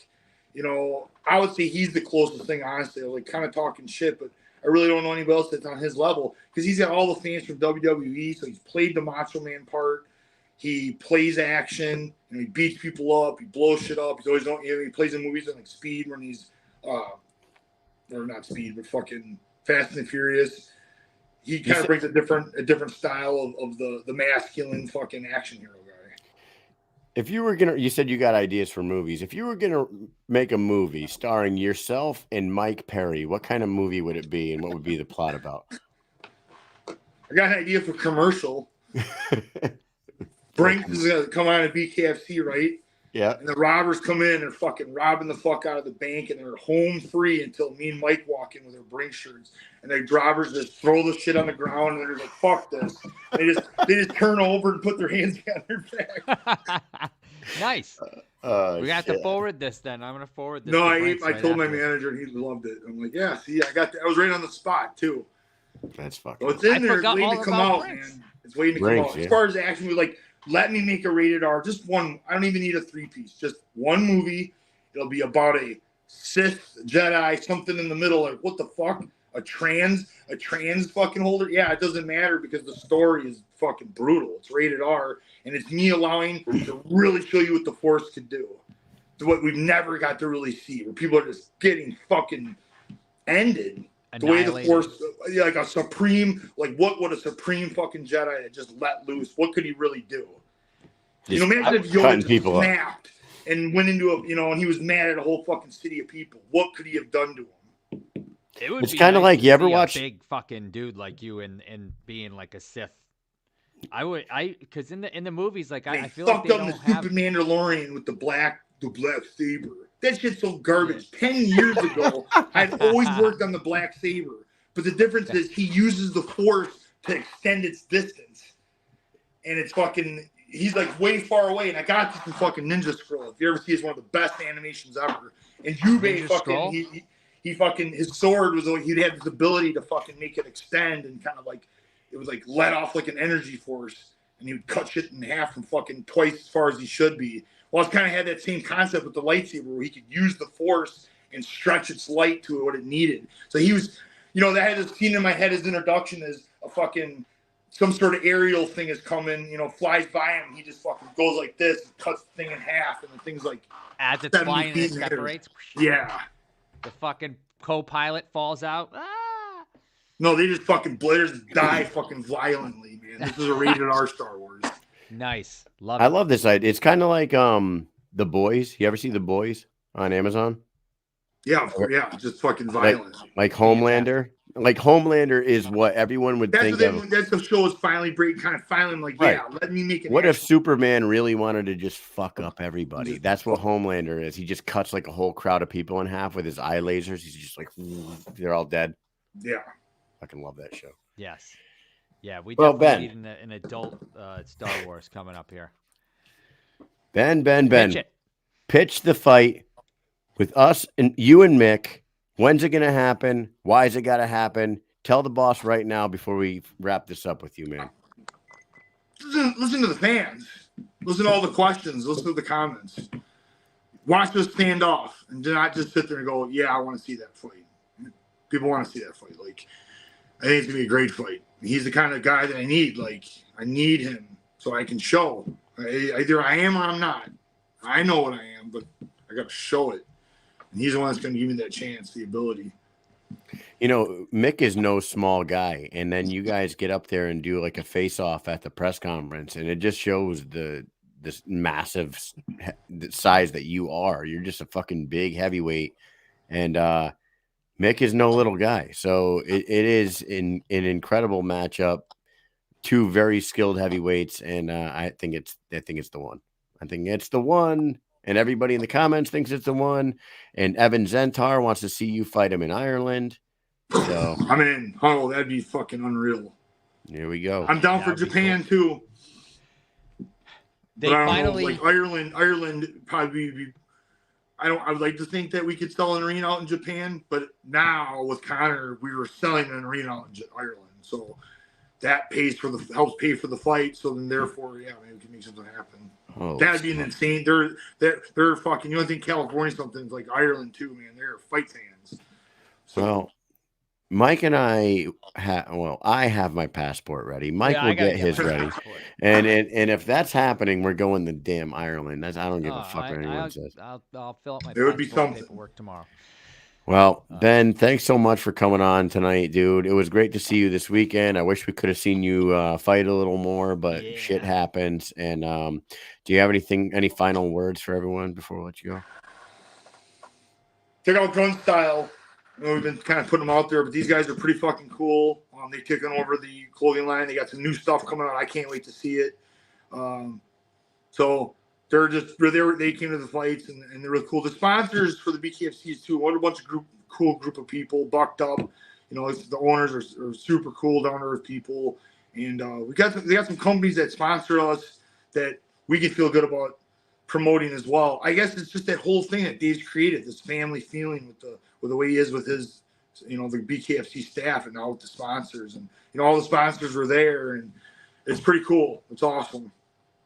Yeah. And how come you're not on OnlyFans, Ben? Yeah. I gave them a shout out because they were on my shirt. I couldn't help it. But hey, fucking hey, there you go. I think they hooked the BKFC up, so I did something right for them. If people are gonna be upset if you don't make a page now, you're gonna have to make a page. Oh, hey, did you do the Rasha? Yes, this. Did you do the Rasha, Ben? No. We tried it. I'll play the video of it. Did you see it at all? It's very interesting. What is it? It's one of the new sponsors for the BKFC. It's this like dome that you go in, and they like put you in this anti-gravity chair, and they put this blackout thing over your eyes and like a warm blanket over you, and they put headphones in your Headphones on, ears, yep. and they play these tones that are supposed to separate your like body Hey. from your mind. That sounds fun and relaxing. So It is very relaxing. It was very relaxing. What the fuck? That And sounds cool. they tell you to go in there, get into the Rasha, and think about something that you want to happen, and like what do you call that? Fucking positive visualize thoughts. positive visualization. the Visualize Law of it, attraction. and you get in there and you lay. I got to go Rasha myself a title fight. There Yes. you go. Yes, do There it. you go. Yep. Well, Ben, always great talking with you, buddy. Yes, Mike, sir. you got anything else for him? I think you said it, Kyle. I love talking to Ben. I'm sure we'll see you again soon. Go Rasha this title fight into existence, and then next thing you know, we'll be in Ireland with the bagpipes playing, and you walking out to the Star Wars Sith-like theme, and it'll be like a movie.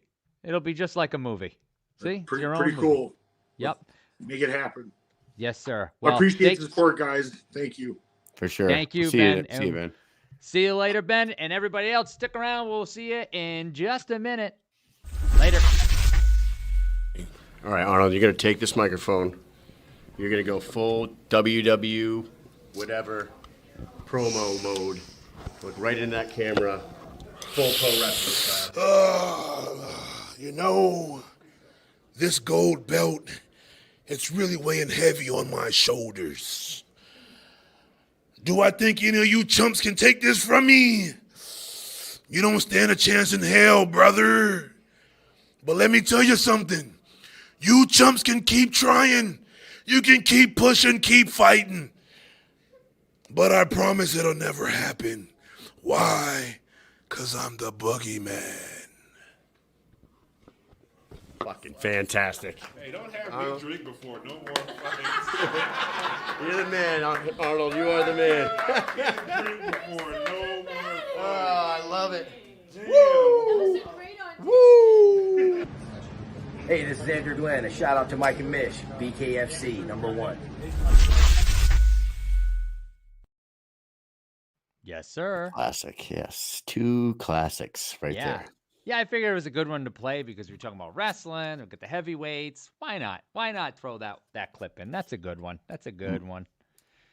Yeah, you know what? I love talking with Big Ben. He's a fun guy. Yeah, he definitely. We hung out with definitely him is. after the event. Mike and I went over to the Yard House. We went over to Tom's first, and he was there. But we were too late to get any food or drinks there because they were closing up, and they were all getting ready to leave. And Ben and his whole team were there. So we walked over to the Yard House and hung out, had a good old time, had some good food, had some good drinks. And he's a fun guy, man. They're all good people, too. His crew is pretty cool.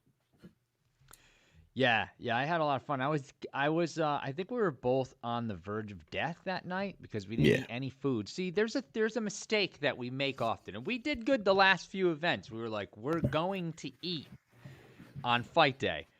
For whatever reason, we get so busy and doing so many things, and it's all about taking advantage of things in time, right? So, like, if something happens, we just have that knack for just getting things done. Like, go do it now. Do it now. Don't waste any time. Something's happening. Let's go do it. And that's why we don't eat, because it's like, we're doing this. We got to get this done because then we want to do all these things before the fight. So we will not eat while we do all these videos and stuff. But then we get stalled because we're talking to this person, that person, this person. Yeah. But then it's like, hey, now we're going to go to Venice Beach because why wouldn't we go? We're going to go with Jason and we're going to go with Miller. And we went with the CEO of BKFC Thailand, Nick Chapman. All 5 of us went out there and met with a couple of their friends over to Venice Beach and had a blast. We were there. We were going to get lunch and we couldn't find a lunch place. So we had smoothies. I think you had like a fucking bowl or some shit. With Yeah, I had like a That's about crunchy it. smoothie. I had like granola and shit in it. That was it for the whole day. That was because it by for the whole time day. we got back from Venice It Beach, was like- it was 5 like- o'clock and tons of traffic. So it was time to Right. get to the arena. And We had to get to the arena, and so we didn't never get to. eat. We ate at like 12:45. That's from 7 o'clock in the morning until 12. We didn't eat, and we were on the beach walking around the sun for hours. We're so stupid. We're a couple of student odds. We never eat. We just basically starved ourselves till the nighttime. So I think I was on the verge of death. But then I had some of that food at the Yard House and a couple of drinks, and I was feeling pretty good. Yeah, ready to dude, take you over want to the talk world about again. this event a little bit? You want to talk about the event? Because I rewatched the event today, and Yes. you guys got to understand, like when we're at these events and we're working, it's hard to pay attention to the action, and I missed a lot. And the earlier fights on the card were definitely the better fights. Oh, definitely. Starting right off, Definitely. dude, Cody Vidal and Keith Richardson. Yeah. You guys, man, I don't know if everybody watched this, but you got to check this fight out. Like, Cody Vidal was being cornered by the one Bobby Gunn. They were both wearing the same scally hat. He looked like he was going to destroy Keith Richardson in that first round. He did destroy Keith Richardson in that first round. He put a fucking beating on him. Then he came out in the second round and he was still kind of winning the whole fucking first half of the second round. And then at like the 1 minute mark of round 2, freaking LAPD officer Keith Richardson turns it on, and like the volume of punches that this dude was throwing, like they weren't the most powerful, but they were effective, and he busted fucking Vidal's eye open. In the last 10 seconds of the fight, I bet you he threw fucking 45 punches. He was just like these little short ones. And yeah, it was super entertaining. That was a really entertaining, bloody ass fight. And then it fucking got stopped by doctor stoppage. It was a good fight, Mike. Yeah, it was a good fight. Vidal, he was pumped up that guy all weekend. From the second we met, I didn't even know who he was when we first met him, because he came up to us with the phone and was like, "Can I do a video?" And he put it on live and was like, "I'm here with Mike and Mitch." I think he said. Mike and Mitch. He said Mike and Mitch.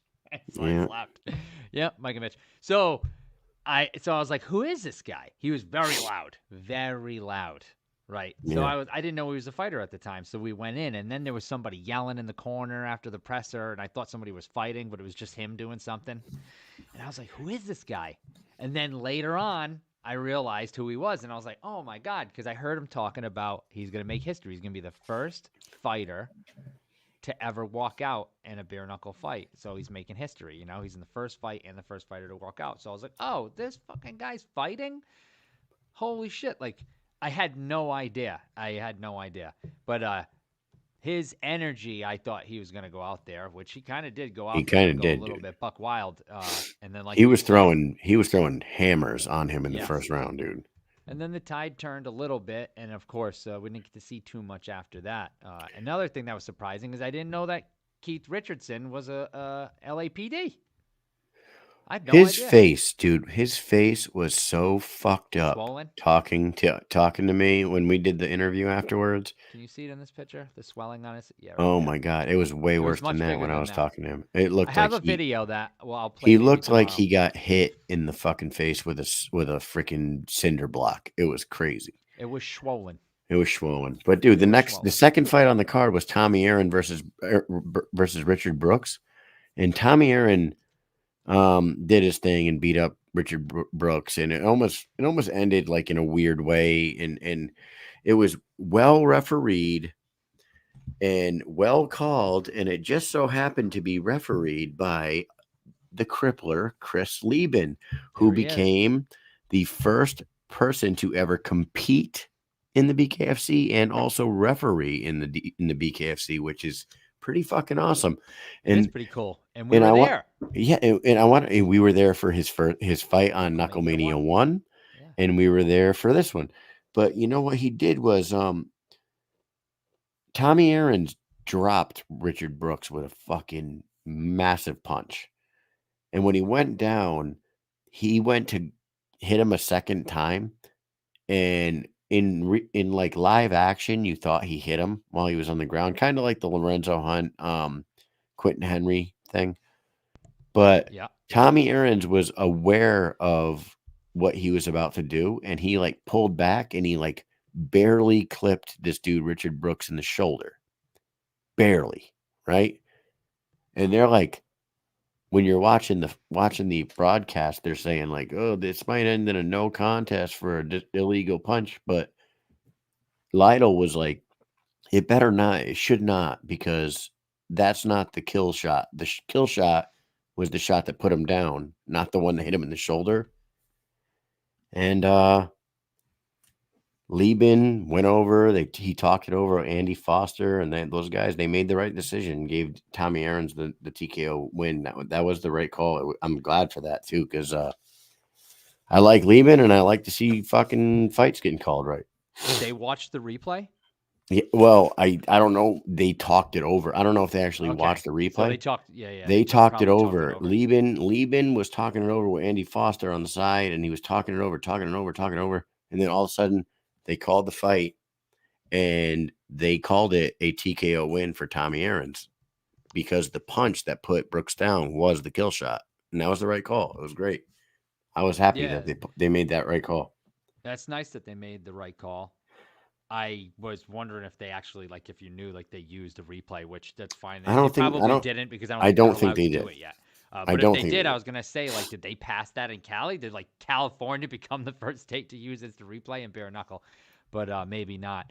So, but it'll be cool when they finally do that. I can't wait for that. That'll be just another addition to make the sport that much better, because why?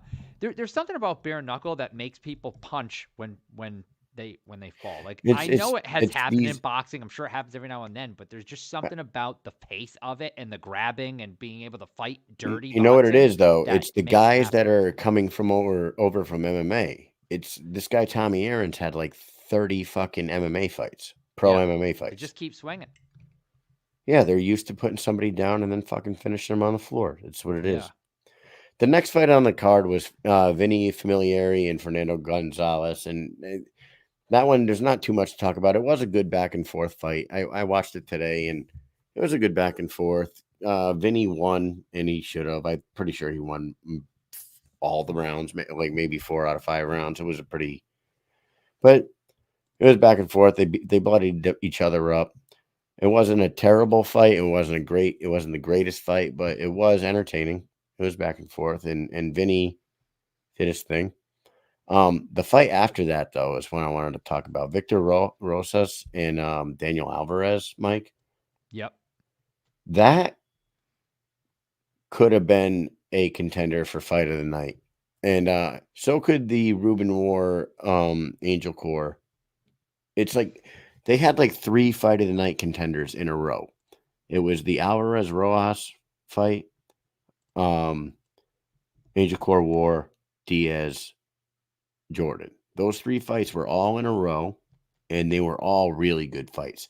It was after those 3 really good fights that it fucking fell off. The card kind of fell off, dude. It was like first round finish, but they were like injury, first round finish, injury, first round finish, injury. And then Mike Perry capped the night with an awesome knockout. But Daniel Alvarez came out in the first round. Dude, he got put down on the very first punch of the night. The very first punch of the fight. Rosas put him on his ass. And he got knocked down a second time that first round. I didn't realize he got knocked down twice in that first round. Maybe I do remember, but you said it to him when you talked. Okay, so when I said that, but dude, Daniel Alvarez was losing the whole fight. I think and he might see this and get pissed off, but I don't think he was winning that fight at all. I think Rosas was winning the whole thing. But then Daniel, like, this, maybe it was like his corner was telling him, I don't know, but he kept keying in on Rosas' eye. And maybe his corner was like, dude, fucking, that's your target from this point forward. The doctor's got to stop this, or you got to knock him out. So keep going after that eye, because he had that motherfucker's eye shut. And that's why the doctor stopped it. The guy couldn't see out of his eye. Well, and Daniel did his thing. If that's what he did, Good move, good on him, because that's it's a strategy that you got to think of all the ways to win, and that's one of the ways, right? If you're losing the fight and you can't win on points, then you got to win on something, and it's unlikely you're gonna knock somebody out if you've been getting your ass kicked. Maybe the Right. whole fight Yeah, or yeah. losing Dude, every he just round, kept right? So what he kept doing was popping him injure in his that injured just eye. keep popping him in the same spot over and over again. Well, he injured the eye early, and then Yep. like as the rounds went on, as Daniel kept losing rounds, he was still damaging the dude's eye. He kept popping him in the fucking eye, popping him in the eye, and like the eye just kept getting closed and closed and closed. And then after the fourth round, they're like, "Fucking no mas, it's over." Don Muzi, shut it down. Don Moosey's gonna get you. You can't be fucking around Dude, Don yeah, Moosey. if a He ain't gonna fighter allow it. can't see, It's not gonna he's let it not happen. going to let him fight for sure. Now, this one's going to be controversial, and maybe I might piss some people off with this one. But I watched the Angel Corps War fight today, Mike, and I'm not sure if Angel Corps won that fight. Okay. I'm What did you just, see? I saw a very close fight. I saw Ruben War was landing some fucking shots on the guy on Angel Corps. Angel Corps was landing some too, but I felt like the better shots landed were War. When Angel Corps would land, they were with power. But more often, if it makes any sense, more often better shots were being landed by Ruben. And it did come right down to the wire, and I guess decisions or whatever. And it was a split decision. Yeah. So it But could have went either way. it could have went either way. But I was watching it, and I was kind of judging it as I was watching it because I knew it was a split decision. I saw it live in the arena, but I didn't really see it. I thought Ruben War won. Did you rewatch it? I did not rewatch it. Nope, I have not had the time to yet rewatch this, but I did watch a fair amount of it, and I couldn't tell you who won the fight from what I saw. I just couldn't tell.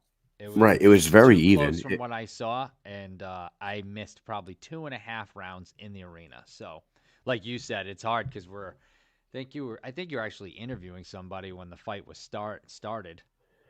So we missed about the first 1.5 rounds. Yeah. Yeah. So yeah, I did So- not watch it back. I will watch the event back, but since we got back, all the time that I have free, I'm trying to get some of these videos done and getting some other stuff. But I will get back to it. Maybe I'll just play it tomorrow while I'm doing some computer work. I might have to set my phone up and put it on. Yeah, you go back and watch this one because I'm curious to what you think. I thought if I was a judge, I would have leaned War on this one. And I like both of these guys. I freaking Angel Corps is great, man. He shows us so much respect. I love that guy. And Ruben likes us too. Supposed And to do breakfast with him. yeah, we didn't get breakfast with him. We're supposed to. Yeah, But we didn't get to share shit scrambies with him. shitty scrambies. Oh, the Shit fucking Scrambies. breakfast there was I garbage. hate them damn scrambies, bro. I didn't need them. No way. Scrambies. After that fight was what? The Crystal Pittman fight? Yeah, it was Crystal next. And Crystal made quick work of Sydney. I don't think we have to go too much into that one because No, yeah, we talked to kinda spoke about Jessica it earlier too. yeah. But after that was the Alfredo Angulo and Jeremiah Riggs. And I'll tell you right now, there was some controversy in this one, but there was also Riggs. It was awesome.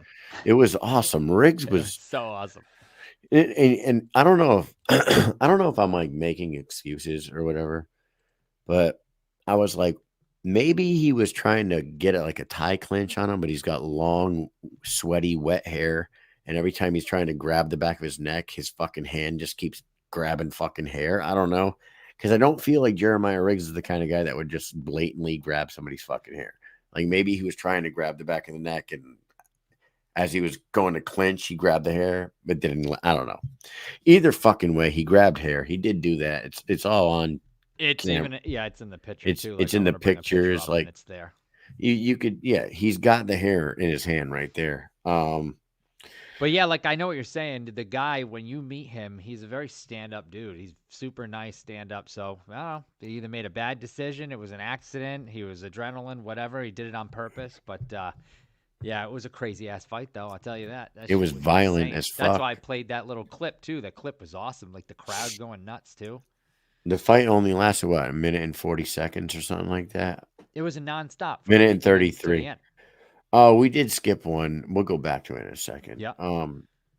Yeah, this was a great fight. It was super high-paced action violence for a minute and 30 seconds, and then Gulo fucking drops him at the end. It was unbelievable.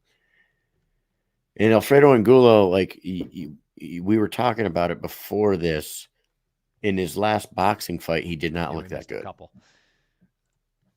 We missed the Jeremiah Riggs, right? I mean the Julian Diaz. Lane. And the Diaz. Oh, and then Diaz. We gotta go back. Yeah. Yep. We don't really need to talk about the Julian Lane fight. Unfortunately for Kurdanov, he tore his bicep, and And it happened fast. Another one of those fights where it happened fast. He swung so hard, he fucking sent himself flying. It's like he was swinging really hard. dude's built like a tank. Yeah. He definitely lifts a lot of weights, and that thing was on the verge of tearing probably for a long time. So that happens. It sucks. David Diaz, and Shane Jordan. This is one that I rewatched it today, and I still don't know. Here's the thing.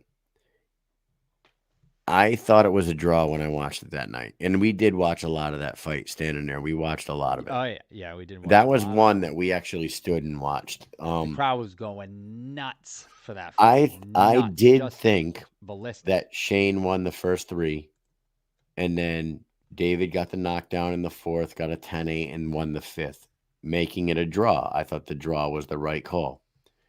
Rewatching it today, I am still sort of on board with that. But if I was going to say that one of the two won the fight and it not be a draw, I would say Diaz won. If that makes any sense. If it wasn't going to be a draw, Diaz won the fight. Because of the third round, I had Shane winning it, but the third round could have gone to David Diaz depending on how you're scoring, because the more aggressive guy was David Diaz in that third round. It's really something, man. You got to watch this fight again. It's Shane Jordan won my respect. He belongs in there. He could be a bare knuckle fighter in that 135 division and do some damage, I think. Yeah, and this is his first fight in bare knuckle. He fought a guy that, he's come forward. He's not going to stop pressuring you ever. He will continuously come forward like a maniac. He always does. He never lets off the gas, and that's exactly what he did. And that's a pretty tough opponent to fight when you're trying to get brought into a new sport that you've never done before. And he was introduced in a very brutal fashion, and he stood the test there. They had a good back and forth. Everybody loved the fight. It got fight of the night. So throw it in the hat for fight of the year contender, or you could throw it in there right now. It could be a great fight. It could be a great option. If we got 4 or 5 options, throw that in there. Diaz just seems to always make his way into the talk of a fight of the night, fight of the year type of guy. He's just that type. He's just that dude. I think I called him that when I was interviewing him. It was I think I called him Mr. Fight of the Night, Mr. Fight of the Year, or something like that. The fucking dude is always in exciting fights. And his pace is just like relentless. It's relentless. But in the first few rounds, Shane Jordan was countering his attacks and just popping them, and he was cracking them with shots. And that's why in the first 2 rounds were clearly Shane Jordan rounds. The third round, I leaned to Jordan, but I could see why a judge or a fan might think that David Diaz won. The more accurate shots were Jordan in that one. The more busier fighter was David Diaz. Yeah, and for the people, it makes sense. Diaz is the bare knuckle fighter in the fight, and Jordan is the boxer. Right, So right. and it played out exactly that way. And so Shane now knows that there's a certain grit involved in the sport. There's some nuances that he's gonna have to practice. He's gonna have to make that part of the way that he fights in bare knuckle. That like just straight boxing, it's a bit different. So and he learned it. So it's what better person than to learn from than David Diaz chasing Yeah. your fucking And ass the around eye the ring poke, the dude. entire fight, just running at you, never stopping. Not that he was running away, but he's just always there.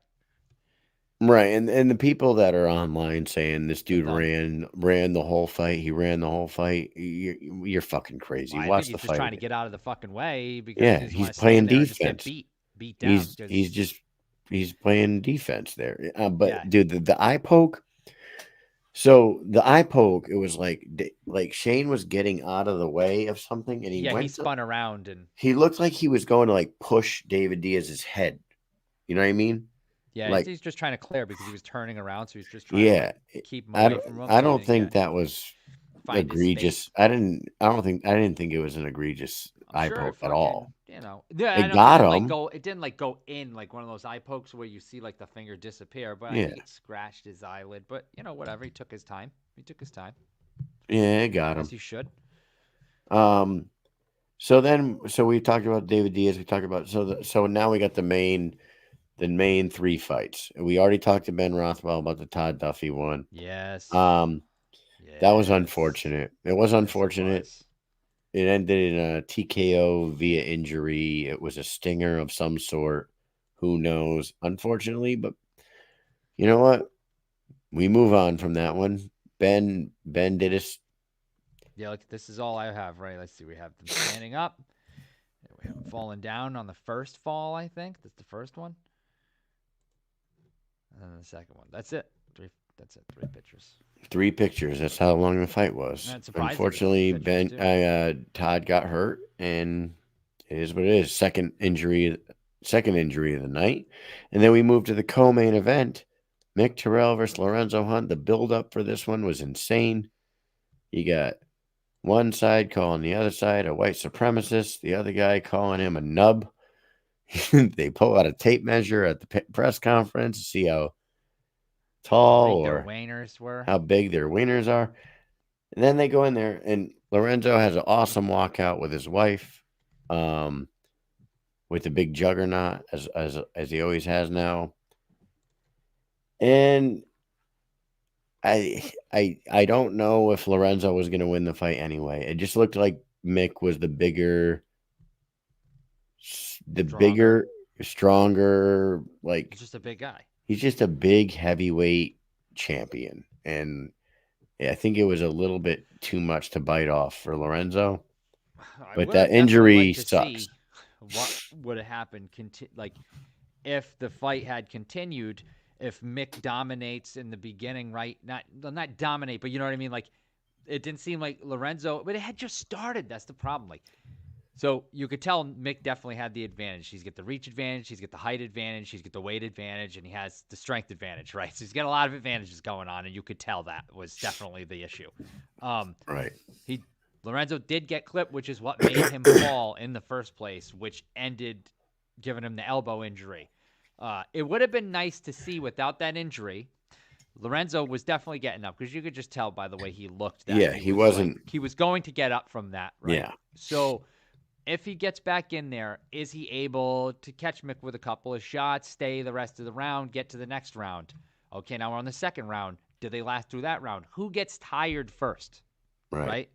That's what I want to know. If Lorenzo stays in it, who gets tired first, and is the person who's not tired take advantage, or is it just Mick is just like has all those advantages and just continues to keep those advantages for the entire fight until it ends, whether by TKO, KO, or decision or whatever. I just really wonder what would have happened going forward, because clearly, Lorenzo would have had that speed advantage going in as time and he wasn't. He would have had the speed advantage, so he may have lasted, say, to the third round, been able to come in and out or get close. As Mick got a little bit tired, he would have been able to move around faster. But We don't know. Now we have to wait again for this. Are they ever going to do that again? I don't know. Probably not. I don't know. Who knows? And then we'll just talk about the main event real quick, dude. Mike Perry is something. Mike Perry's fucking something else. That guy. He kind of just like owns the town when he's in these events, and there's an energy around that guy. He's got a lot of charisma in the press conferences and the weigh-ins. And then he goes in there and he ends Thiago Alves in 1 minute with a left hook from hell. Just fucking lays him out. Thiago tried to get up, but that one shot was just all it took. And then he put on a promo like no other on the microphone with Cyrus Fees afterwards, you know? Yes, he did. Yes, he did. As he always does. He is he's definitely a one-man show, that guy. He can do it all. He's like he's the BKFC's Conor McGregor, basically. He's the guy who comes in, everybody comes to see him. He can talk the talk, he can walk the walk. He's the main attraction right now. He's that guy. He is that guy. And it only took the one punch, and it was over so fast. I was like, damn it. Like, it was great. That would have been fine if the other fights didn't all end the way they did, Yeah. like in a row. So it was like, if you get this fight and then it just ends so quickly, it's like, son of a bitch, what the hell just happened? So now that we talk about this, and he's obviously the biggest star that they have, let me just run through a few things. What do you do with Lorenzo Hunt now? I'm gonna go through just random names on the card. I want to know what you like. If you're the BKFC, a lot of things happen here. I'm going to talk about Mike Perry in a minute because there's a lot of options with him. But like with Ben Rothwell and Mick Terrell, you want to see that one, right? Is that what we would do? Yes. I would do that. I would do Yes. that. So what do you do with Lorenzo Hunt? Does he go Well- back to 205, or do you give him another maybe smaller heavyweight and try to make his way back to a title shot? I mean, if he wants to stay heavyweight, who the heck would he fight at heavyweight? Todd? No. Nope. I don't think so. No way. I don't know if they'll have Todd back. I don't know. I don't know how they feel about what happened the other day and the money that he made. I don't know how they're looking at it because, like Ben said, he fell. He's saying he's hurt. He got hurt, whatever. But at the time of the event, every single person that I talked to was not happy. A lot of people weren't happy. I don't know. I don't know how that's going to be. But anyways, I don't want to talk about it because I have no freaking idea how the company But sees it. Howie says Josh Copeland. Copeland's a big heavyweight. Lorenzo, I don't know what you do with Lorenzo, It's his dude. goal to stay in heavyweight and try to get that heavyweight title. They already stripped his belts, right? So his belts being given away. Does he go and try to win those belts back? And just don't take them know. immediately and stay down there, or stay heavyweight? I don't think he should stay heavyweight. You know who would be an awesome fight for him? Alan Belcher, if Alan Belcher would come back. Yeah. I think Alan Belcher and Lorenzo Hunt match up so well. That would be fucking great if he would come back. It'd be nice if they had a 225-pound division, but I don't know. I don't see Lorenzo being a heavyweight because staying in heavyweight, like Mick's a big guy, and then he's gonna go fight. Like say Rothwell wins, he's gonna fight Rothwell. Rothwell is even he's fucking bigger than huge. Mick. Yeah. He's huge. So Lorenzo's gonna Absolutely. go up and keep on and stay at 235 and fight these 275-pounders. You know, like it's crazy. All right. I think how he about goes this? back down to 275 and gets, tries to get the belt. 205. 205. 205. Did I say 275? Yeah, you said 275. Yeah, he goes to 205 and he gets his belts back. How about, do you run back David Diaz and Shane Jordan? Run that one back? They got I it, would right? like to see the fight again, but I don't think they're going to run it back. I think they should. After watching it again today, I think they should. They should run that one back. It was entertaining as fuck. It was a fight of the night, dude. Without question, it was the fight of the night. Yeah, I just don't think they're going to run it back. Yeah. I don't. You know what I mean? Like, what do they get by running it back? They get another great fight for the fans, but I don't know if they. Fans buy tickets. I don't think they'll run it back. I don't. I don't know. Hmm. I just don't. You know, I don't see it happening. I don't think they're going to put those guys on another card and have them face each other again. What's the reason? Because why? You can't just say they just don't. Well, you can't just say that. Why? What's the reason? It was a because draw. they tied. It was a How many draw. other draws have we seen that they don't have? Yeah, them? but it was the fight of the night winner draw. It was a Yeah. fucking. It was the biggest pop of the entire night. Yeah, in LA. So I So- don't know. I don't think that they fight each other. I see David Diaz wanting to fight somebody else now. Move up, fight somebody else. Try to make his way up the rankings, you know? I don't know if they're gonna have him fight Shane Jordan again. I think they'll probably match Shane Jordan up with a different person. But so David Diaz can't win against the debuter, but he gets to fight somebody on the way up to move his way up the rankings. I don't understand that. I don't know. I just don't see them making the fight again, Kyle. I just don't see them making the same fight again. I just don't. All right. Maybe they do. Maybe they say, "Hey, Shane Jordan and Diaz, you guys are gonna fight again? Why? Because it was the fight of the night. What if they fight again and the fight's not that good? You know? I don't know. I don't see them making that fight All right. again right now. I don't That's all. understand the logic, but I would run it back for many reasons. It was the best fight of the night. The fans went nuts for it. The fans would. I say they run it back in LA, but I don't say they run it back next. You know? I just don't think that they're going to use that fight somewhere else. And just like his next fight, unless his next fight's in LA, I don't know if they're going to, make that fight again right away. All right. What about Angel Core? What do you do with him? 155. Does Angel Core fight Bobby Taylor if he beats the dude? Yes. I think he should fight Bobby Taylor. But he just tied he got a draw, right? No, he won. I'm sorry. He won. That's right. He won. He won against So Ford. then he has to fight Bobby Taylor. Falcon says they're coming back to Cali in July, right? They are? That's what I heard August. Not July. I heard August. Oh, They said it. There was like rumors of it all weekend long. I didn't hear that. Not once. Really? I heard it like No. 15 fucking times. Really? Yeah. Never heard it one time. Wow, that's weird. No. Never heard it Anyways, once. It's a Mike neck killer, Perry. That's what Howie said. What about Mike Perry?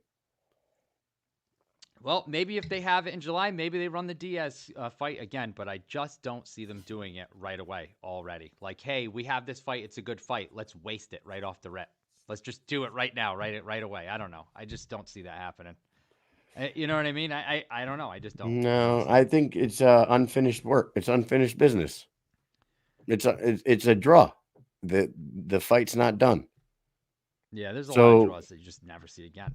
There's a lot of, but Mike, there's a lot of draws.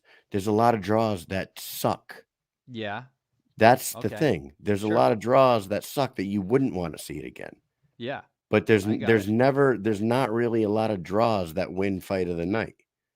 There's a lot of draws that people are booing at the end of the fight, like boo, that sucked, like Yeah. boo. This one, they were all cheering at the end of the fight. You know what I mean? It was Yeah. it was something that like people would probably want to watch 5 more rounds of that.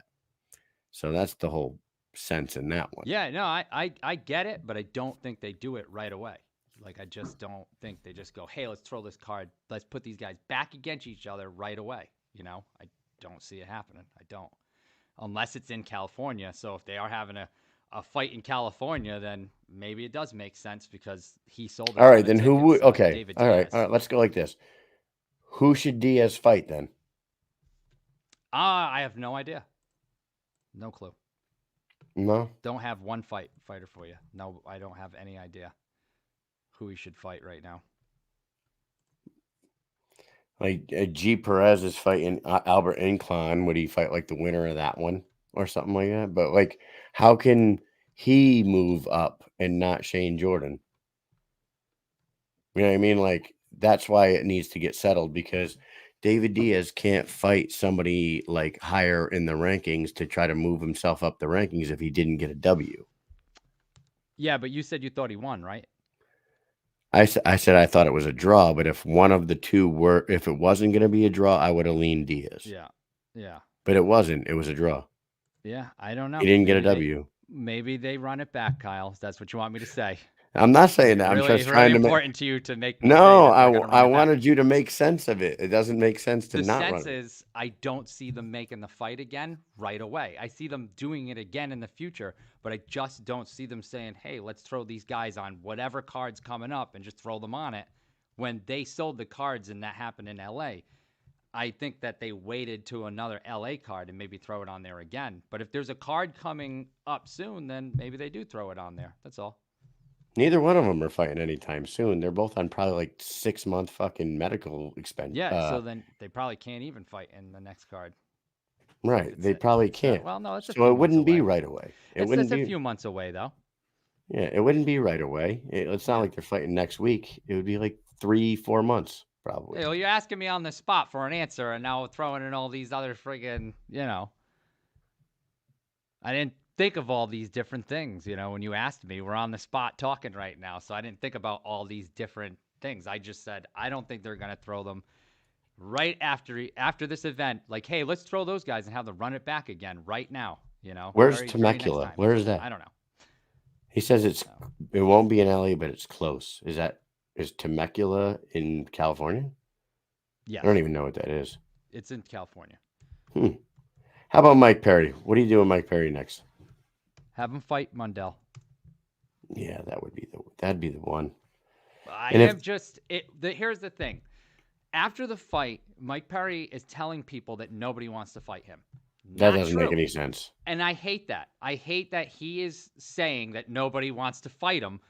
Everybody wants to fight him. Yeah, you're right. Everyone wants. That's why, what the hell? It doesn't make any sense to me. Nick You have a Koring wants to guy- fight him. Yeah. Dave Mundell wants to fight Dave him. Mundell's Jared been Warren calling wants him to out fight him. over and over and over and over again, and he's saying nobody wants to fight me. Meanwhile, the guy's quite literally yelling at him in the background, like, I want to fight you. So I don't know. He's been begging to fight him. I think his whole thing is, the whole thing is he just doesn't see money in it, so he's not going to do it. And I could see his side of the story there. Yeah, I think I don't. He doesn't think that like people are gonna pay the kind of money that he's looking for to see that, and it's unfortunate because people don't know Dave Mundell. You know what I mean? Dave Mundell's an awesome fighter, and he could probably do some damage with Mike Perry. But yeah, business wise, I don't know if it'll ever get made. You know what I mean? I think it's sad if it doesn't. it get is made sad. I think because I wish they we're would gonna make. keep having Mike Perry fight people that don't fight in BKFC.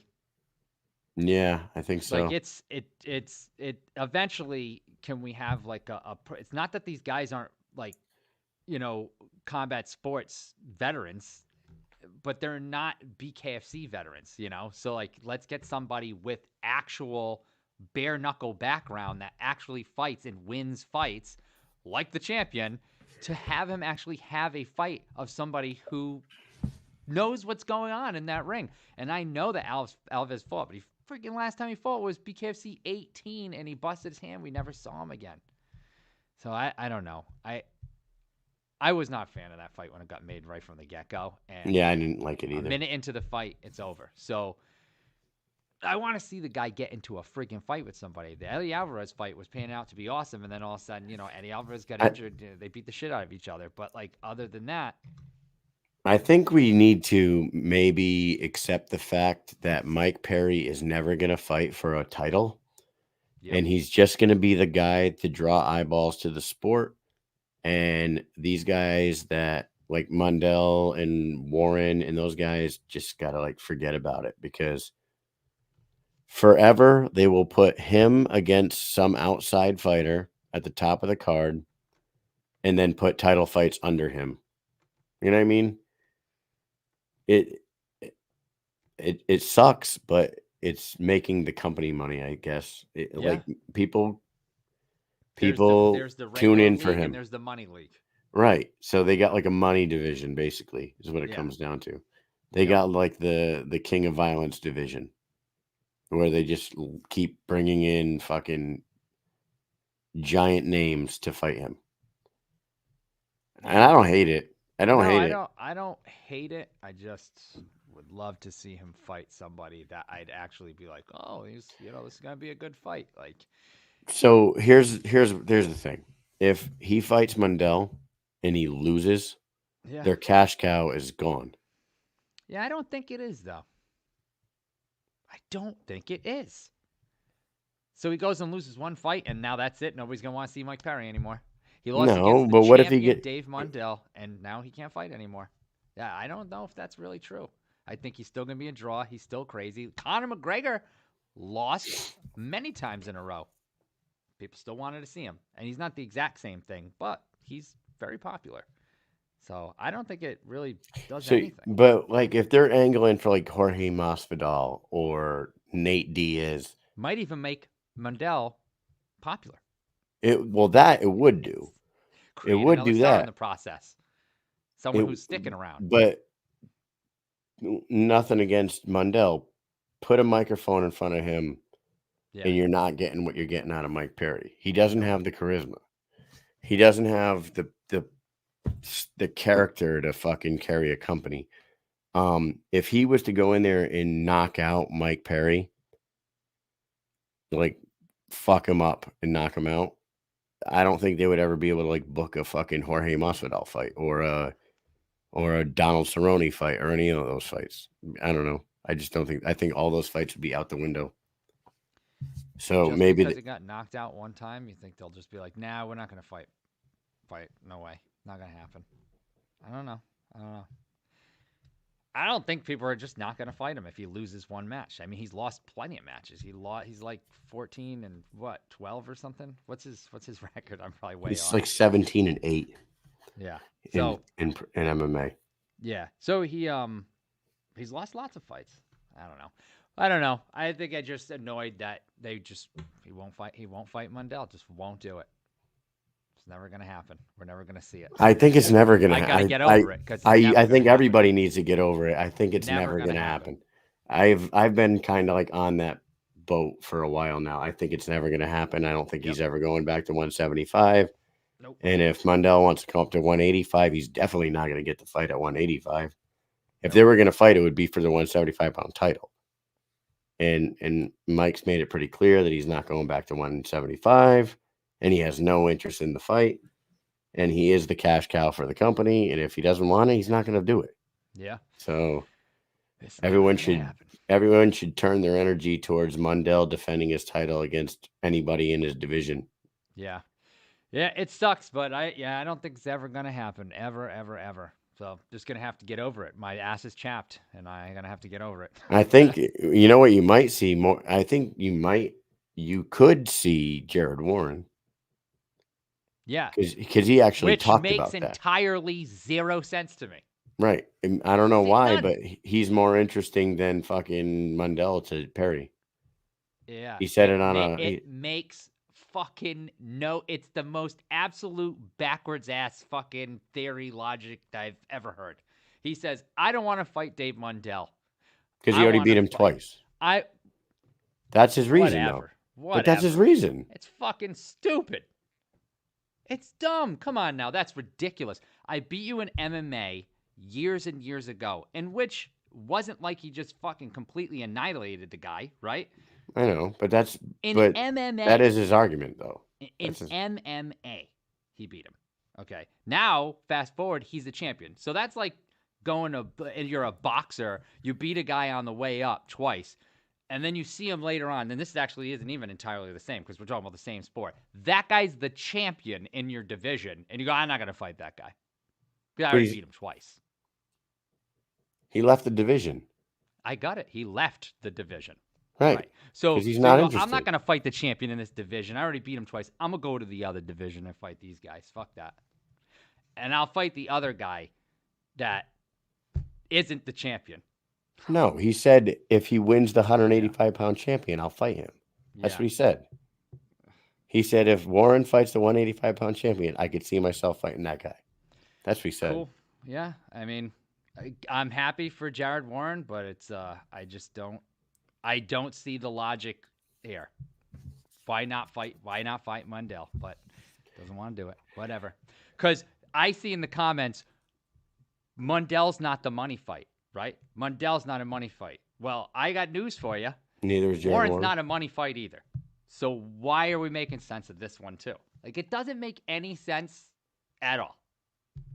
It doesn't make You any wanna sense fight- for him to fight either one of them, Mike. Honestly, it Yeah. doesn't make it doesn't But make he's it saying it doesn't. But does. like, but seriously, it doesn't make sense for Mike Perry to fight for any of the belts. Yeah, It I just know. it just makes all the sense in the world to just keep doing what he's doing, Right. fighting big names, and leave all the divisions alone. And for everyone to just forget about these guys fighting Mike Perry, let them fight the people in the division. Just consider Mike Perry not in any division.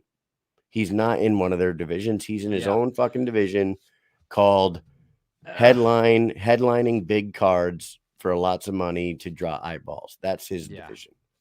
That's Yeah, really what that- it is. Well, that's it. But you know, That's the logic. That's the only logic. it's the only logic. But he did say so. He did say he would fight Warren. So that's what's it boggles the mind. It boggles the mind. And yes, he didn't beat Warren twice already. I get that. In MMA, he didn't beat Warren twice. So, you know, I really would like to see that fight. Everybody else would, but what are you gonna do? I think we beat that. There's really, is there any money fights in bare knuckle With the fighters that are besides currently Mike Perry? on the roster. Is there a money fight? No, there's not. For Mike Perry? Yeah, besides Mike Perry himself. Is there anybody in any of the divisions that draws like a massive name from an outside entity that draws huge money? Oh, not like him. No. He's the only one. Yeah. So just put him in his own little division I'm not calling it a division, but put him over here, and keep bringing in people to headline massive cards and just go about your business with the rest of them. Yeah. Yeah. Yeah. If he fought Hunt, then that would be a decent one. But The Outsiders division. I like it, Howie. He says outsiders only. outsiders only. It's Yep. just what he is. He's the money guy. He's extremely exciting. He's Mike strong, Richmond. He's strong. He's crazy. If Mike Richmond, yeah. if Mike Richmond would have beat Lorenzo Hunt last year, Mike Richmond was probably the closest thing to a money fight. Mike Perry versus Mike Richmond would have been fucking awesome. That would have been great. But unfortunately, he lost, and that didn't happen. So who's the next? Next interesting money fight. They said maybe Donald Cerrone was going to come in, but I don't see that. There's the Jorge Masvidal, like you just said, Kyle. Like that could be a possibility eventually. But we Darren Till he called out. So what we got to understand too is that a lot of things are about to happen in the next 3 months. Now that the merger happened, now that Connor's on board, yeah. We just should sit back and wait because I have a feeling they're going to have an influx of money, and they're going to be able to pull in some names that we wouldn't see coming. Yeah. Yeah. It could be Anthony Pettis, like it could be like somebody like that. It could be a lot of people. Yeah. And now I think they have the pocketbooks to fucking do it, man. I think they got a checkbook that doesn't have a limit to it anymore. So maybe Nate Diaz or one of them. Eager to see who it's going to be. I'm eager to see who they're going to bring in to kind of like pull more eyes to the sport, make more money for the sport, But the thing is, at the same time, there's only so many people who want a bare knuckle fight, right now. And right. And Jorge Masvidal, and Nate Diaz are boxing in a couple months, right? Yeah. So that's off the table for now. I always wished Robbie Lawler would come back. I thought Robbie Lawler and Mike Perry would be a great fucking bare knuckle fight. I want to see more Lorenzo Hunt-ish, things going on here with the fighters that fight, that they're good, Yeah. raise those fighters up too, because like some of these guys that are gonna stick around with the company and not just come in and try to take as much money as possible to bail. Like it's a good thing that Perry sticks around and keeps fighting. That's awesome. Mhm. You know, it's a good thing that Rothwell loves the company. He's gonna stick around. They need more people like that to make money, but also fight some fighters that are bare knuckle. Like Mick is here, he's gonna fight, and yeah, Mick has been fighting bare knuckle for a while, but he's outside of bare knuckle. People don't really know who he is, but now if you follow Lorenzo Hunt, if he fights Ben Rothwell, people are gonna start knowing who Mick is, and he's got a big. Mick does have a big following in the UK, so yeah, it'd be nice to see it, and I think you know it's like giving them the rub, you know, giving them Yeah, the people rub. are dropping So, names in the comments, and I like it. yeah, Like Clay Guida would Edson, be yeah, Edson Barboza. Barbosa, Clay Guida. Those would be fucking awesome. Yeah, let's see what the money brings in now that they have a lot more money. Robbie Lawler would be very nice. Robbie Lawler and Mike Perry would be fucking great. But I think Robbie Lawler was asked about fighting bare knuckle, and he said he's not. He's done. He's all set. I think I saw that somewhere. I hope it. Money talks, man. Money talks. I mean, you offer somebody the right amount of money. Yeah. Yep. Moicano said he'd come over for 500,000. Yeah, my God. He said it on his podcast. He was like, "I'd go over there for 500K for one fight."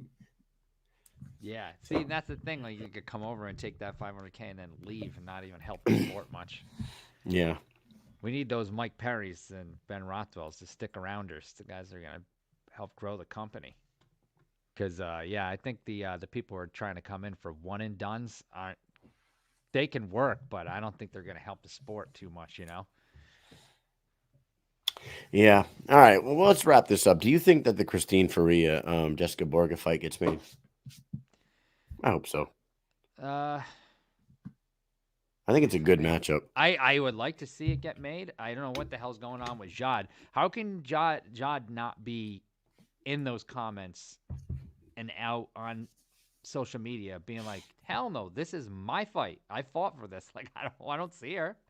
I don't see her out there like saying that. How come she's not doing that? I don't know why. It's one of those two. It's got to be Jod or Borga, right? I mean, there's no one really else.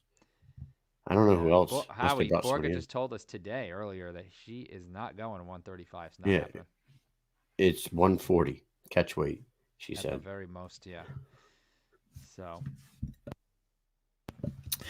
Joe Ivy says it said that Jod has something personal going on until the fall. Oh wow, so that's a long time. That's a long time. Till the fall. Whoa. All right. Well, yeah. Well, I guess there really is not many fights to make then. Yeah. Be nice if we can make it for May 11th, but yeah, that's impossible now. But hey, we got May 11th next week. We got 4 guests tomorrow night. We do have 4 guests. We have 4 guests tomorrow night. I'm going to pull up the calendar because I can't remember who the last 2 are. Do you remember? Scott Roberts and Sam Watford. Oh, okay. We added them today. Yes. Ryan Reber, Rob Perez, Scott Roberts, and Sam Watford, and they are all fighting on the May 11th Mohegan Sun card. Yep, they are. They are. All right. Well, no outside the ring tonight. Outside the circle. Outside the circle, Joe. We talked about the event. So Jay Davis is going to be there May 11th. What? That's a Thursday thing. Anyways, we usually do that Thursdays. Yeah. Tune in tomorrow night when we got 4 guests. We'll talk some more bare knuckle and we'll do our thing and maybe a little outside the ring. And student out of the week. I don't know. Maybe that we'll bring that back. It's been a while since we did that. I love student out of the week. That's student fun. out of the week hasn't happened for quite some time. But yeah. 4 guests student out of the week is going to be hard to pull off. I do hope that the 2 fighters that were on tonight asking for fights, I hope they both get them. Me too. I hope Mick and Ben happens. I hope Christine and Jessica happens. I think it'll both be amazing fights. Put them on the same fucking card. Fuck it. Let's do it. Yeah. And KnuckleMania 4 was fan-fucking-tastic, and it was like one of the best weekends we've had covering the sport. We went down to the Comedy Store with the Cali boys. What a fucking time, dude. That was great. Swervo. And Swervo cuts. Swervo was out there cutting everybody's hair up. Yeah, still didn't cut my hair twice. That's two trips, no cut. 2 trips, no cut. Yeah. Howie says, where the fuck is Soto? You know what? That's a good question. It is a good question. He's around, but I he's feel not like fighting for the belt right now. I feel like he should have a title fight announced sometime soon. That Miami I would hope. card would have been nice. Yeah, he needs it, man. He's well deserving a title fight. That fucking guy. So yeah. Anyways, we have a big show tomorrow night. And then we're going to fucking do a little outside the circle, and we're going to call it a night right now. What do you say, Mike? Yeah. So, listen, I do agree. I made a mistake. I do think that Diaz, they should do the rematch. I didn't think it should happen right away, but it should happen in California again if they do it. And guess what? Perry's never going to fight Mundell, so I think we're just going to have to stop talking about it at this point, unfortunately. I really think that. I don't think it's ever going to happen. It's one of those things that we all want. It's one of those things that we all want, but it's just never going to fucking happen. So we should just forget about it. We're all wasting our energy. Yep. Dead energy. And I think that Mundell's wasting his energy on it at this point. Like, he needs to probably tell himself this shit ain't going to happen. Yeah. He keeps showing up at Perry events and doing his thing, and he's trying. He is trying. Now security guards kicking him out for it. Yeah, now fucking dumbass security guards are carrying him out of the room. Like what the fuck is that shit, dude? He's the champion. So doesn't make any sense. Anyways, we will see you all tomorrow. We have 4 guests, like we said. It said Mike's retirement fight only. Well, maybe. All right. Thank you to Jessica Borga. Thank you to Big Ben Rothwell. We will catch you guys tomorrow night, 9 p.m. Eastern time on the Mike and Mish Show. Peace.